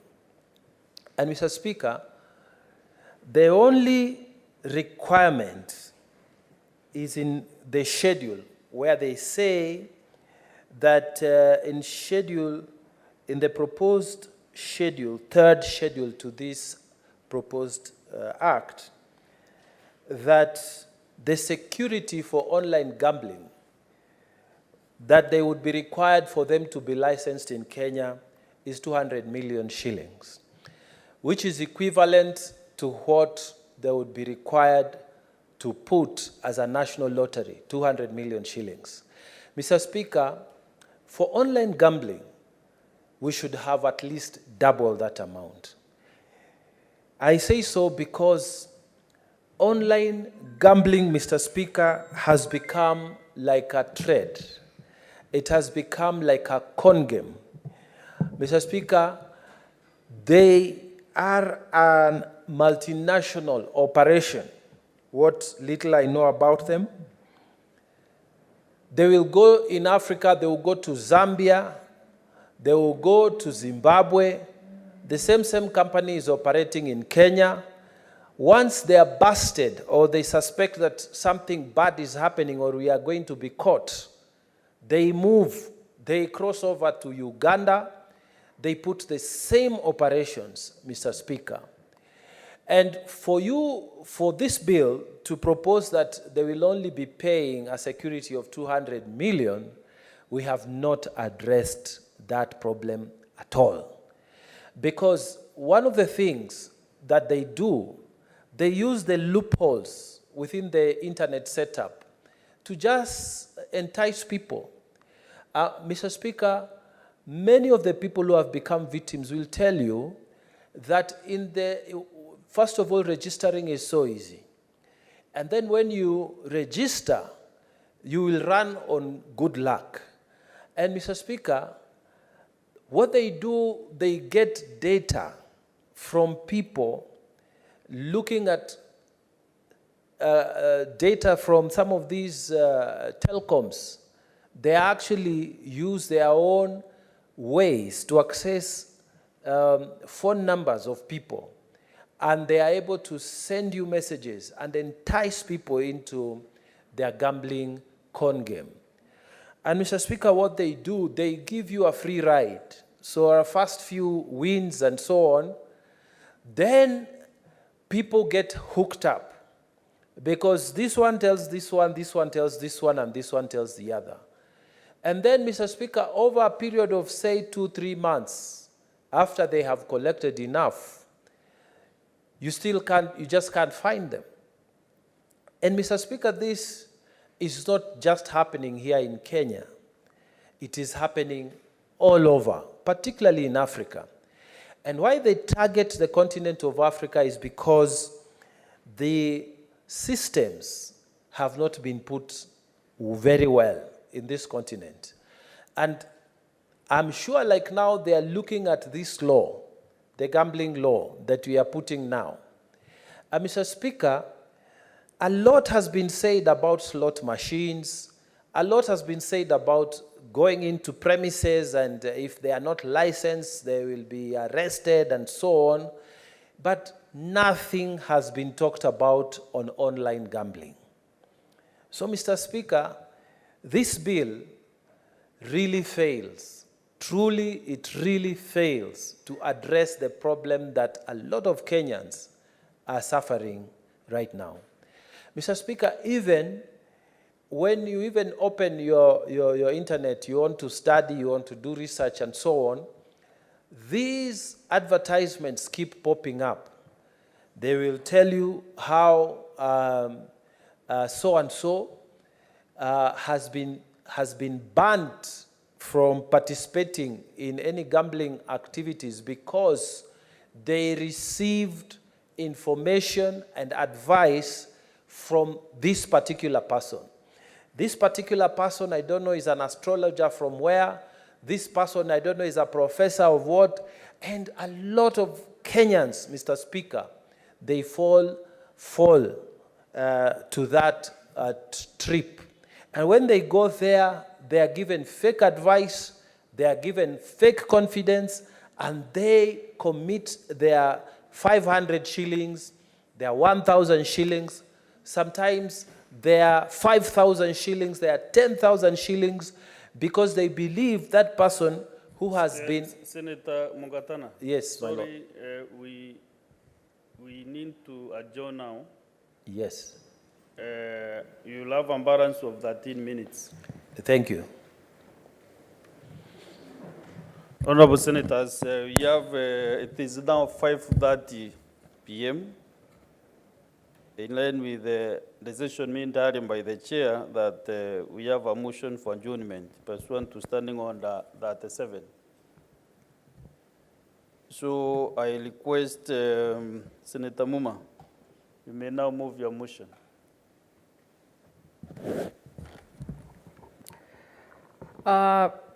Thank you, Mr. Speaker. I beg to move the motion that pursuant to Standing Order 37, the Senate, to move a motion on the definite matter of national importance, namely the ongoing strike by the health workers in the country. Mr. Speaker, the Senate is charged with protecting the county and the county governments. Beyond that, the Senate is supposed to be on the lead, speaking on the proper functioning of functions that have been devolved. Mr. Speaker, the right to health is possibly, in my view, if you put to the hierarchies of human rights, the right to health complements the right to life. And Mr. Speaker, there is no human being who is not alive who will not enjoy human rights. So human rights are for the people who are alive, meaning that the right to life is the first right or the basic right that facilitates the accruing of all the other rights. And closely linked to the right to life is the right to health. You may miss the right to education, and many have missed. Many of our grandparents did not go to school. But if they lacked the right to health, they would have lost their lives. So I'm calling us to attention as the Senate to take matters relating to the strike by doctors seriously and to guide the government to do what is right.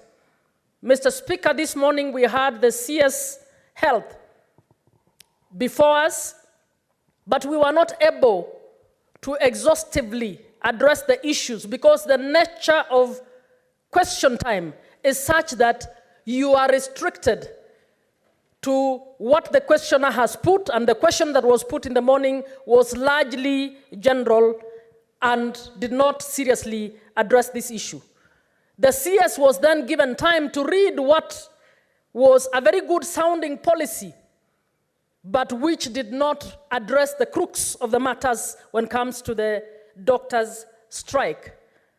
Mr. Speaker, the CS gave us information around the CBS that she has prepared, and she was urging doctors to sign on it. She said everything is okay except for the issue of stipends and the interns. Mr. Speaker, I wish to indicate that there's one crucial information that the CS failed to give us. The CS did not give us information on the impact of the strike on the people of Kenya. Mr. Speaker, she did not tell us how many people have died in Kenyatta National Hospital because they have failed to get the services that they require. She did not tell us how many people have become critically ill because they were not attended to at the right time that they were supposed to be attended. Mr. Speaker, I wish to give some information that is crucial, that I believe the CS has refused to look at. Prior to 2011, interns earned 78,000 Kenya shillings per month. After the promulgation of the Constitution, during the Kibaki time, the interns negotiated to earn 141,000 Kenya shillings. This has moved up with allowances to move to 206,000. Mr. Speaker, a doctor takes 6 years in college. The last 3, they actually mirror or shadow the consultants as they are learning. Interns are entry point for employment because they come after graduation. And I want to ask each and every one of you to go to your counties. You will find that interns are the first point of contact for any patient in a hospital where they are. So they carry out work like any other doctor. In fact, interns have been abused. That is how the public service has worked. Having not acquired or achieved the correct doctor-to-patient ratios, they have been using interns to actually carry out the work of the doctors. So you will find a ward with over 60 people has only 1 medical officer and maybe 3 interns taking care. So those interns do everything that the doctor would have done, except when things goes serious, then they call the medical superintendent or the consultant to come in. Mr. Speaker, so when we hear interns being compared to interns in law or interns in teaching, it is actually missing the point. When I did my pupillage, I was never allowed to address the court.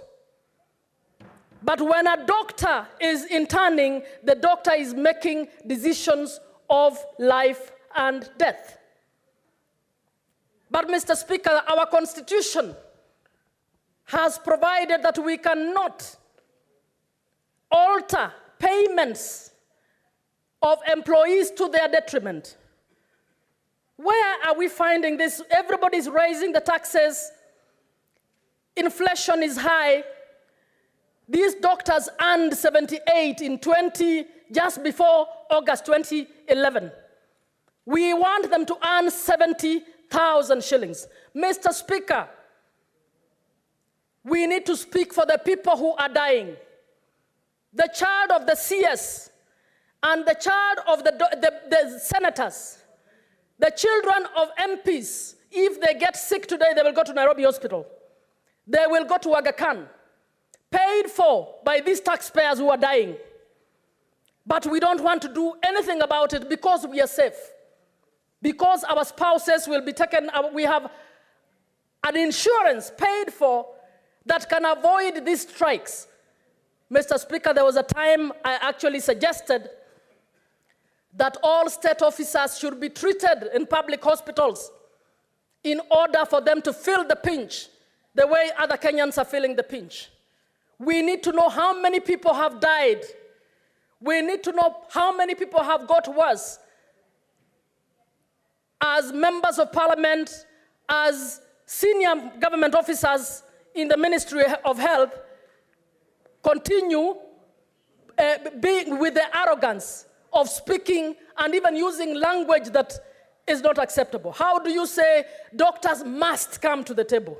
Doctors must sign the CBA. The CBA that was there, that doctors signed, was signed by a government, a legitimate government. And the CS Health needs to learn that governments exist in perpetuity. You cannot run away from decisions that have been made by a government. Mr. Speaker, how I wish a proposal would be made that salaries of PSS and CSS be reduced. How I wish that we would propose salaries of MPs be reduced to 10%. Why are we comparing and saying interns in Zambia are getting 70? Why are we not taking the salary of MPs in Zambia? Mr. Speaker, health is the most important thing. And the day this country wants to move ahead, we must invest in keeping our doctors in place. We must invest in keeping our nurses here. All of them are looking for jobs abroad because we are joking with this issue.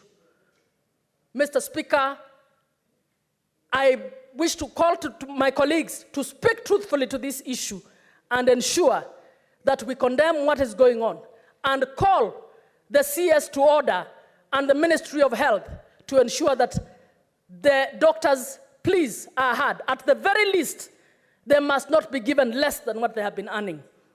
Thank you. Yes, who is seconding the motion? Senator Sifuna will second. Mr. Speaker. I think, Senator Sifuna, you are aware that you will second in 5 minutes' time. Yeah, that is fine, Mr. Speaker. Senator speaking on this is 5 minutes. Mr. Speaker, I rise to second this motion. As I said in the morning, I was deeply embarrassed by the fact that we had opportunity to put serious questions to the Cabinet Secretary responsible for health this morning. But in my view, we squandered that opportunity, Mr. Speaker. And in fact, that point was demonstrated later in the afternoon when the very senator for Embu, Senator Mondigi, then comes up in the afternoon with a question to the Committee of Health that he should have directed to the CS of Health, but instead wasted time massaging the CS for Health. Mr. Speaker, it is the position that on the 27th of March, the delegation of government walked out of a negotiation with the doctors. Mr. Speaker, since the 27th of March, there has been no further meeting between the ministry and the doctors because the ministry insists that the doctors must give up that one right that they have to enforce their rights, Mr. Speaker, the right to go to strike or to go on strike so that a conversation can be had. Mr. Speaker, as Senator Muma has said, the government today must understand that CBAs do not expire. Collective bargaining agreements do not expire unless and until a new one is registered in the Labor and Employment Court. Mr. Speaker, when a government comes in and finds an agreement in place, it is the responsibility of that government to honor those agreements. In fact, in the morning, you heard the CS for Defense, Mr. Speaker, saying that he continued with the work at Uhuru Park because he found that arrangement in place, even though he himself admitted that he knows that was an illegal move. So the illegal ones, this government is very happy to continue with them. But the ones that make sense, the legal ones registered even in accordance with the law, those ones they decide that they are not going to execute. Mr. Speaker, I wanted to request or ask the CS for Health in the morning whether she understands and whether the government understands the sanctity of a CBA. It is an agreement that you have entered into on your own volition. Nobody has forced you. And once you sign a document, Mr. Speaker, the law is that you cannot run away from agreements you have gotten into yourself. That is why some communities, Mr. Speaker, don't believe in divorce. That once you have paid dowry, you remain. And I think that is something that your friend, the CS for Agriculture, understands very well. Mr. Speaker, there is also something I heard from government that really broke my heart. That in fact, an IG of police, who I have said publicly, I have serious doubts as to his capacity to hold public office. Because, Mr. Speaker, he does not seem to understand the Bill of Rights, that in fact people have the right to freely assemble. I have been seeing doctors in the streets. Mr. Speaker, they come there dressed in their white coats. They don't look threatening at all. But when an IG of police says that he's going to bludgeon doctors who are on strike, Mr. Speaker, this is somebody who has no idea what he's doing in the office of Inspector General of Police. Then you have a ministry saying that they are aware that the civil protests, Mr. Speaker, are being sponsored by cartels. And they are the ones financing this industrial action. I would have loved for the CS to tell us, to name before this House, who are these cartels that are financing and encouraging industrial action. The industrial action stems from the lack of respect for agreements that have been entered into by government and the doctors. Mr. Speaker, I also heard her in the morning saying that, these doctors must respect court orders.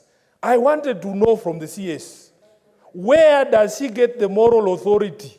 Where does she get the moral authority to lecture anyone about respect for court orders?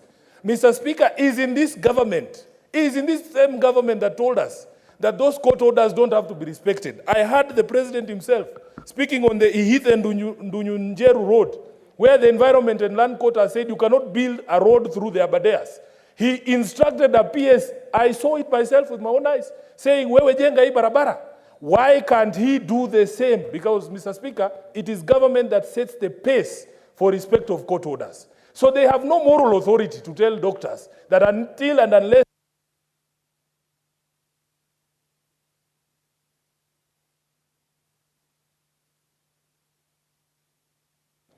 Thank you, Mr. Speaker.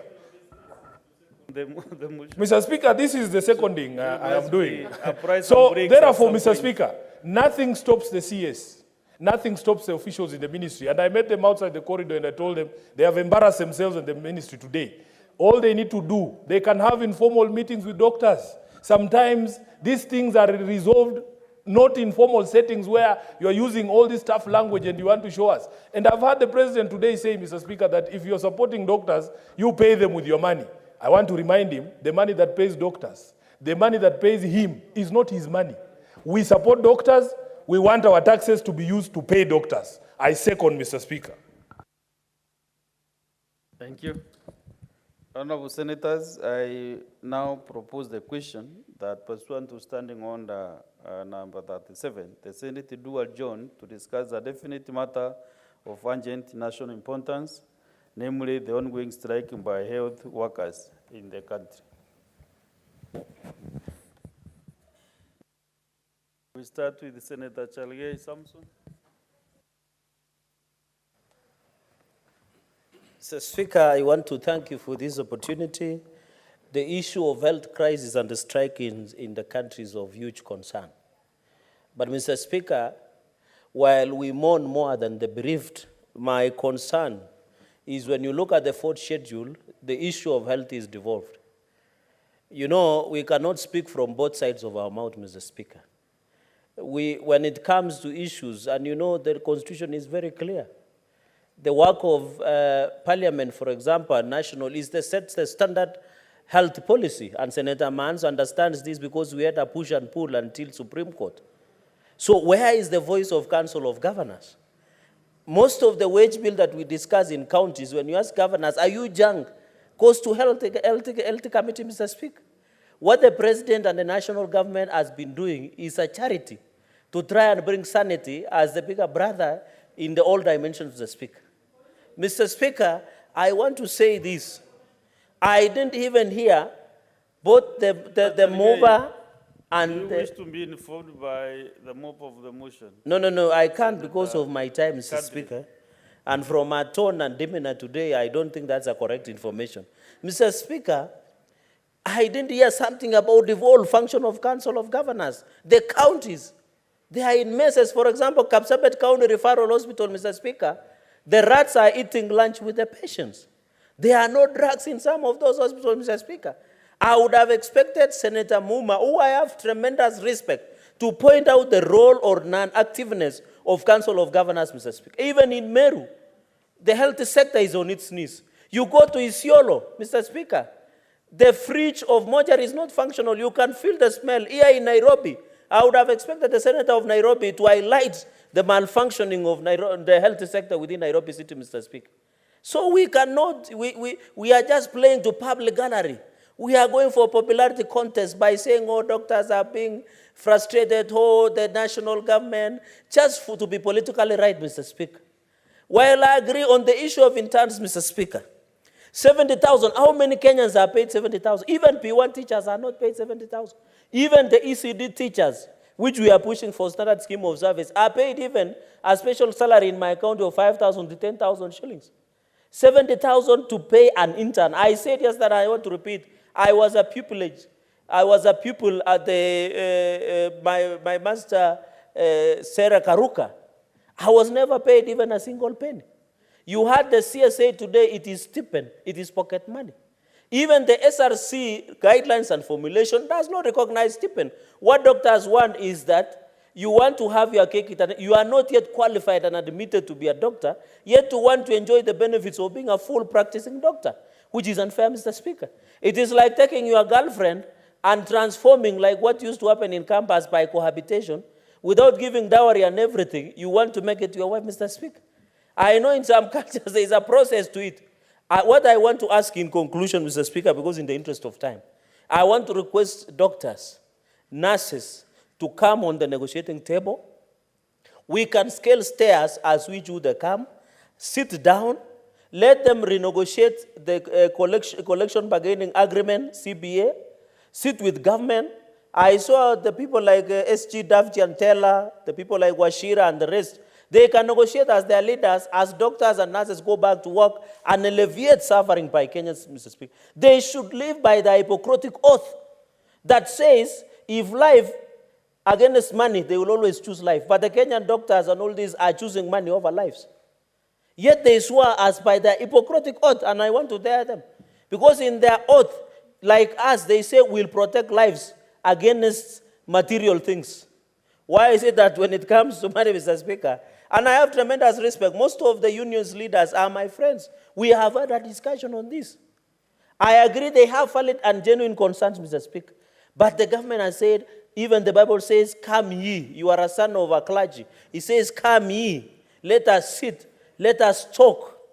And that is what, even when you listen, Mr. Speaker, in conclusion, there is a reggae song by the Riverside, Mr. Speaker, just 30 seconds, that it says, let us read, let us examine, as I walk by the river Babylon, Mr. Speaker, as sung in one of the reggae songs. I want to appeal to doctors, get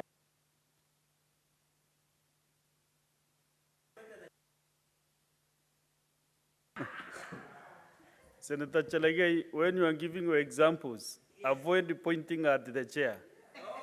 The example you gave pointing at me about some people you mentioned. So next time, make sure you don't. Yes, we must apologize. Senator Beatrice Akinyi. Thank you, Mr. Speaker. Mr. Speaker, from the onset, I want to support Senator Muma in this. And from the word go, when you hear Senator Cheragai speak, you wonder whether this is the same government that is talking about universal health care. My Honorable Speaker, you can never and will never achieve universal health care if we do not look at the welfare of doctors. Honorable Speaker, health is a basic right. But as this goes on, unattended by the same government that talks about universal care, do we think about pregnant women back in the villages that are seeking services from quacks? Because doctors that have been trained from the investment of Kenyans are away from hospitals, and the government seems not to be keen. Do we think about children that should have been attending clinics? Do we really think about the elderly that go every day for medical services from our public hospital? Mr. Speaker, as the public hospitals are closed, what Kenyans are left with is to run to quacks, which we are not sure even of the skills that they have. Our mothers, our sick people are running. If you are, we just come from recess, Honorable Speaker, and back there, we saw mothers carrying children, sick children, seeking for treatment from every other clinic, some of them that as a government or as a people's representative, we are not even sure of the skills that they have. Honorable Speaker, I want to say that Kenyans have invested in the training of doctors. And for a number of people, and I hope all of us have gone to school, and as you're going to school, even at higher education, we knew the many hours that doctors take in their training. And so what doctors are asking for, Honorable Speaker, is acceptable. Think about some of the issues that are the doctors are raising. The issue of risk allowance, Honorable Speaker. Just the other day, when we had the COVID period, all Kenyans were advised and restricted to stay in their houses. The only people who are left attending to the sick with all the risks were medics that are here today asking for their welfare. And in the morning, Honorable Speaker, I listened to the CS, and the CS made a statement that let the medics come to them. Honorable Speaker, as a government, we are saying, and I want to say that the CS and the government should go to the medics. If your people have raised issues, the only honorable thing that the CS and the government needs to do is to reach out to the medics, listen to their grievances, and have them addressed. I don't think all the medics are presenting are requests that cannot be managed by the government. Honorable Speaker, as I've said, Kenyans invested in these doctors. And when you go to hospital, as been presented by the mover, the first call of action is always by the interns. The interns actually do 3/4 of work at the hospital. And so I do not think that what they're asking for is out of reach of government. And so the government must listen to the doctors, to the medics.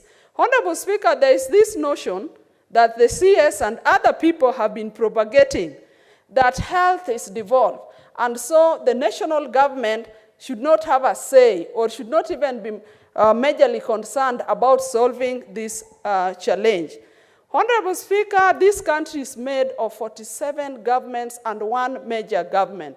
The buck stops with the national government as the government that sets standards, as the government that sets guidelines, as the government that sets policies, and these policies must be overseen.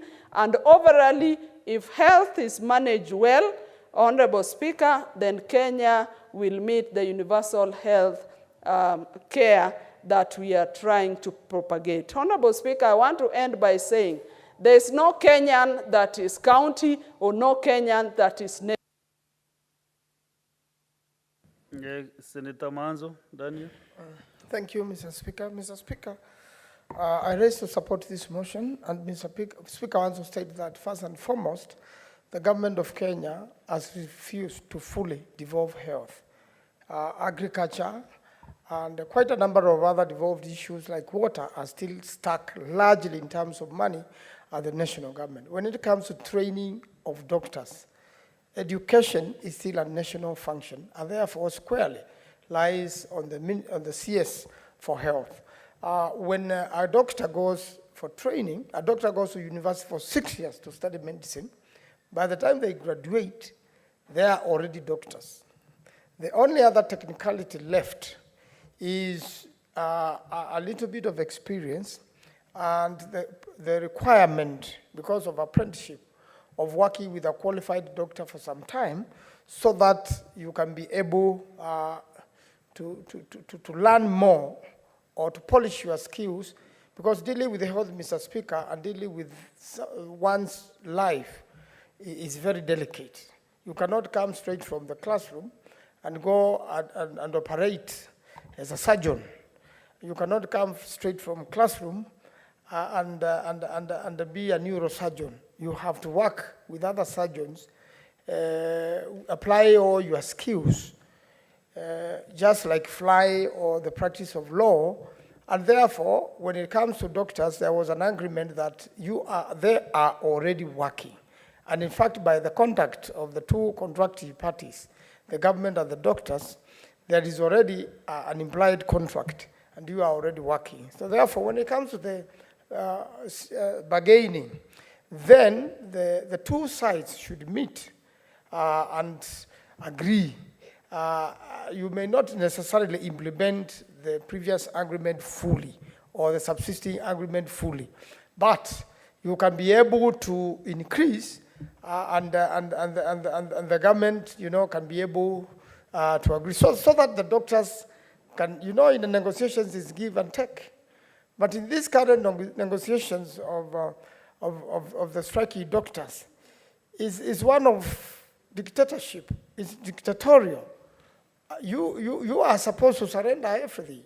There's no give and take, and therefore those do not amount into negotiations. And the doctors are perfectly within their line. There's a matter, the IG and the police unit has not apologized. Shooting a doctor who was striking and injuring him, having him end up in the hospital was in fact a criminal matter. It was a criminal offense by whoever officer did it. And we really want to follow the Constitution. Article 37 has not been suspended. One can picket reasonably, and the doctors have been reasonable. They are dressed well, you can identify them. They have vuvuzelas, they have no guns, nor do they have stones or anything which can injure anybody. And therefore, the doctors should be allowed to continue picketing till their demands are met. You cannot also not train a doctor overnight, and the training of a doctor is specialized. It's not one of those careers you are able to do shortcuts or have fake papers, as the president has confirmed that most people working for county governments and national government have fake papers, including suspected ministers, Mr. Speaker, by their own contact and by their own talk and the way they have explained how they acquired their degrees. Definitely some investigations needs to be conducted, and if these fake cabinet secretaries carry fake papers are there, they have already been told by the president to resign. And therefore, the matter of striking doctors is very serious. We want to support them, let them lobby till they get something reasonable for their livelihood. There is something I did not get to clear. Did you talk of fake cabinet secretaries? As I said, that there is a possibility that from what the president has announced today, there are ministers who may be carrying fake degrees. Now that it's the president who said that, can you now yourself paraphrase what you meant in your context? So I meant if there is one, now that the president has said, if you are having fake papers and you know yourself, resign by yourself before we come for you. I think if so any if cabinet... you have fake papers, are you fake as a human being? That's what. No, that one I withdraw, Mr. Speaker. I mean the fake degrees. Okay. Fake degrees, Mr. Speaker, means that Now, Mr. Thank you. Next is Senator Kibwana Ali Haminda.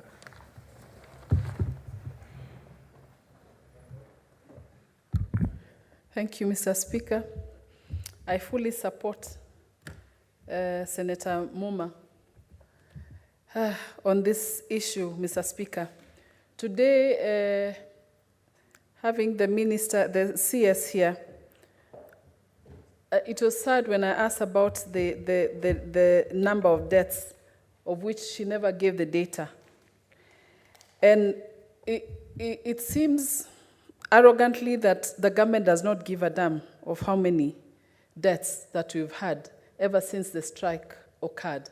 I'm sure if we decided to take her data, we'll, get more dead bodies that during the strike than even before. It's really unfortunate. Mr. Speaker, healthcare is devolved to county governments. However, I think senators, as members of national government, can still have a significant role to play, Mr. Speaker, on this one. Number one, I think we can advocate for increased funding to health, Mr. Speaker. We are able to do that as the Senate and ensure counties have adequate resources to manage healthcare support and also pay competitive salaries to the doctors. Mr. Speaker, we can use our oversight role. I'm looking at it on how we can come as mediators. We can use our oversight role to hold the national government responsible for its healthcare and delivery, Mr. Speaker. Mr. Speaker, we can also ensure that health policies are adequately supported, to county health services. Seriously, I don't see how we cannot serve as mediators, Mr. Speaker, during this strike. It's gone for so long. Again, I said, as senators, I'm sure we can play that oversight role and become mediators on this one between the county governments and healthcare workers' union to help resolve the disputes. We can also advocate for the interests of healthcare workers or the public to ensure that there's enough, the strikes actually, the discussions on the CBA and the rest, because the CS tried actually she tried to explain how the CBAs have been resolved. But then, we could have a very good CBA, but then there's no implementation. And the issue here, I think, is implementation of the CBAs that the government is going through. Madam Speaker, we can also enact legislation that can set minimum standard for healthcare workers, conditions, and regulate medical training. It is sad, Madam Speaker, that I went to visit a patient yesterday, a young man who had an accident with a boda, and he broke his jaw. And now he's been in hospital, that is at St. Mary's Hospital, for 3 days. He's unable to eat, his jaws are locked, he's unable to talk, and the area has become septic. And there's no other hospital that he can be taken to, government hospital. Madam Speaker, seriously, whatever we are going through in Kenya, it is painful, it is hurting, but like I said, it's a matter of life and death. Can we come in as legislators, as senators, to see how we can resolve these issues and become mediators? I thank you, Madam Speaker. Thank you, Senator. Senator Chute. Thank you very much, Honorable Speaker. Let me take this opportunity to contribute to this very important motion. Madam Speaker, as said by almost all the senators, yes, this is a devolved function. And if you look at doctors in the counties, they are almost at 90% those who work in the counties. Madam Speaker, Article 26 1 states that every person has the right to life. That is a fundamental right to life. Also, let me refer you back to, again, Article number 43, 1A. That says every person has a right to the highest standard of health. Similarly, 2A, 43, 2A, a person shall not be denied emergency medical treatment. Madam Speaker, I want to take this opportunity to blame both parties because these Articles 26, Article 43, 1A, 2A have been contravened by both the executive and the medical doctors. Honorable Speaker, in Kenya, when they had the CBA in 2013, Kenyan's doctor was earning about $3,000. In Uganda, that time, earning $631. In Rwanda, $474. It's only South Africa and Namibia who earn $3,400 and $3,100 respectively. During that CBA, the CS then, Cleopa Mailu, said, I quote, the dark side of our history is over because of that CBA. Similarly, let me quote what Henry Rotich said. He said, quote, the government cannot afford to pay that salary, unquote.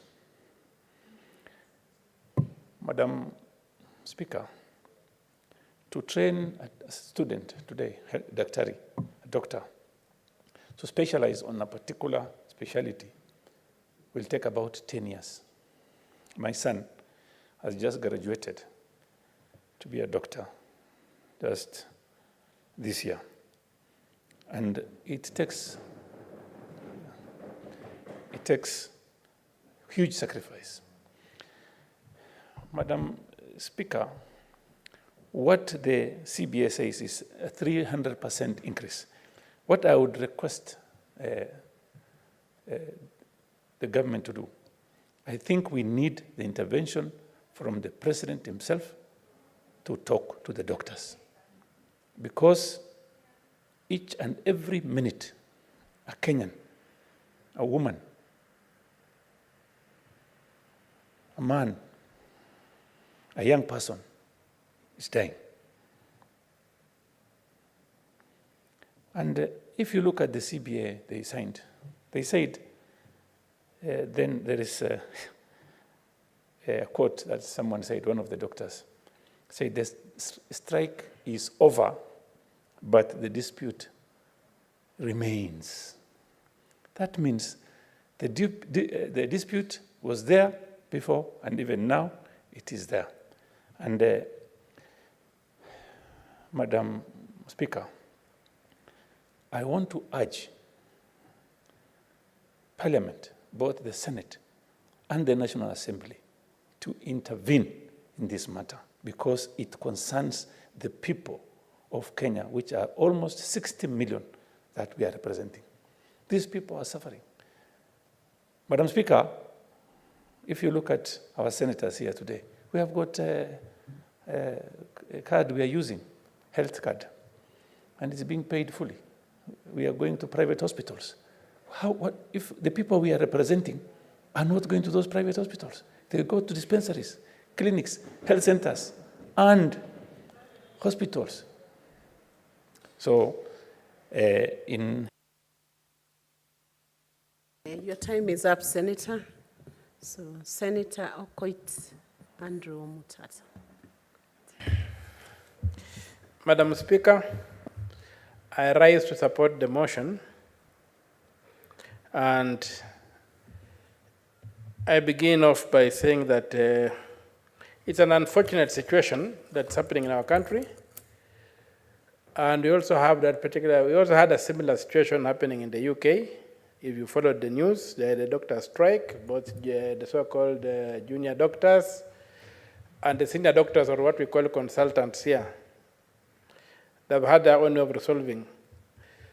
In this country, I think we need to sober up in terms of public expenditure. Before we address the question of saying that we cannot pay, we need to sober up and get our priorities right. And I think that this government can pay doctors, and even the past government could pay doctors if they disciplined the budget, if they eliminated corruption and wastefulness. Right now we have got a cabinet which is competing to show off the kind of watches they can wear, and we are told some go up to 30 million. We see people spending money like there's no problem. So when they come to say that there's no money to pay, how do you justify the push to recruit some CSS who have got no work to do according to the constitutional structure, but must come there? So the question of pay, I think, needs to be looked at. We need to rationalize how we use public funds. Number two, regarding the doctors issue, I would like to go back to the Constitution, the review-making process. The doctors and the prison officers and the teachers and the judiciary and even Parliament, for whatever reasons, pushed for commissions to take care of their interests, the human resource interests. Teachers got it, the judiciary got it, Parliament got it. Then I have the report of the committee of experts. There was an undertaking that was made that they would set up a National Health Commission.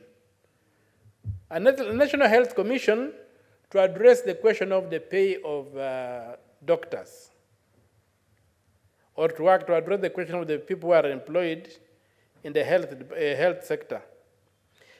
I think time has come for us to consider delivering on that promise or not.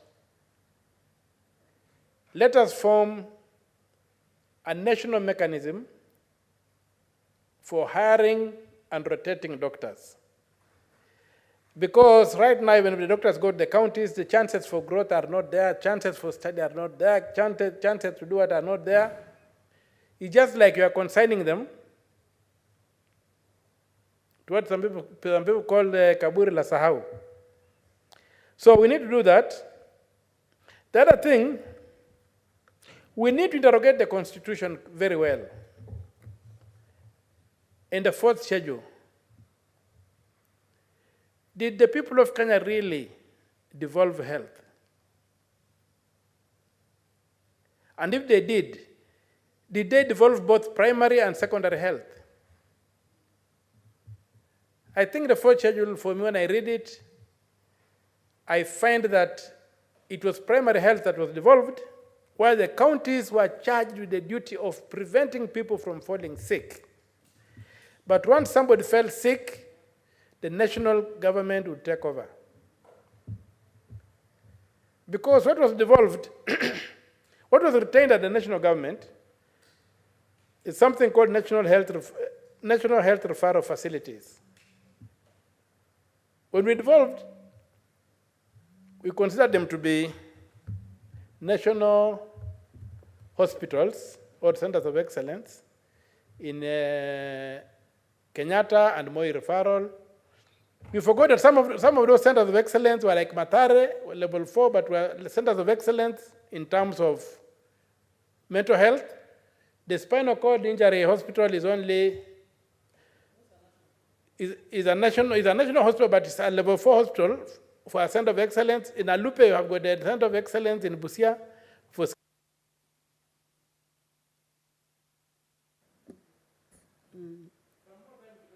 Senator, 1 minute, one more minute. Thank you very much. So we need to go back and look at the architecture that the people of Kenya gave in terms of devolving. or not devolving the health sector. And then we also need to make sure that the money follows what is devolved. Right now, I would expect the minister to come and tell us that this is the percentage of the budget for health, and this is what goes to counties. Because if you look at the bulk of the money remains in Nairobi, and that one cannot be accepted. We need to make sure that the money goes on the ground and the health facilities are viable and operational. As to the people who are dying because of the strike, the government should know that it can be sued for the duty of care and negligence. And they should not take this lightly. We might have to take the data of people who have died and to sue the government for compensation. Thank you, Madam Speaker. Time up. Senator Betty Montet. Thank you, Madam Speaker, for giving me a chance to also add my voice to this very important motion brought by Senator Muma. Madam Speaker, it is unfortunate and it is sad. The situation in our country today is very, very sad. Madam Speaker, there's nothing as bad as what people are going through. You have a sick person. Some are coming from very far to referral hospitals, and when they get there are no services. They are simply told the doctors are not there. To my opinion, Madam Speaker, as the other senators have put it, yes, the health services are devolved, but I think we can all agree that they are not fully devolved. And Madam Speaker, as we know, it is the responsibility of the national government in training of the doctors and keeping the standards and the policies. So, Madam Speaker, the dispute is coming or lying wholly on the national government. It's so unfortunate that as the CS for Health was here today in the morning, that he took the issue very casually. Actually, when she spoke to it, she spoke like she was just speaking to any other labor dispute, while this is a matter of life and death. Kenya is suffering. Kenyans are suffering. Kenyans don't have money. Kenyans don't have money to go to private hospitals. And Madam Speaker, I believe that if the push and pull can be put aside, and this issue of doctors is taken seriously, we can come up with a solution. If this CS puts her foot down and say, I want to work for Kenyans, I have to solve this problem because Kenyans are suffering, I'm sure she will come up with a solution. And I'm sure Kenya will sort out this, as she put it herself, this issue once and for all. Madam Speaker, it was also very unfortunate that the CS, as the senators were asking to give the figures, she should have taken that opportunity to actually show the nation the attitude of that problem.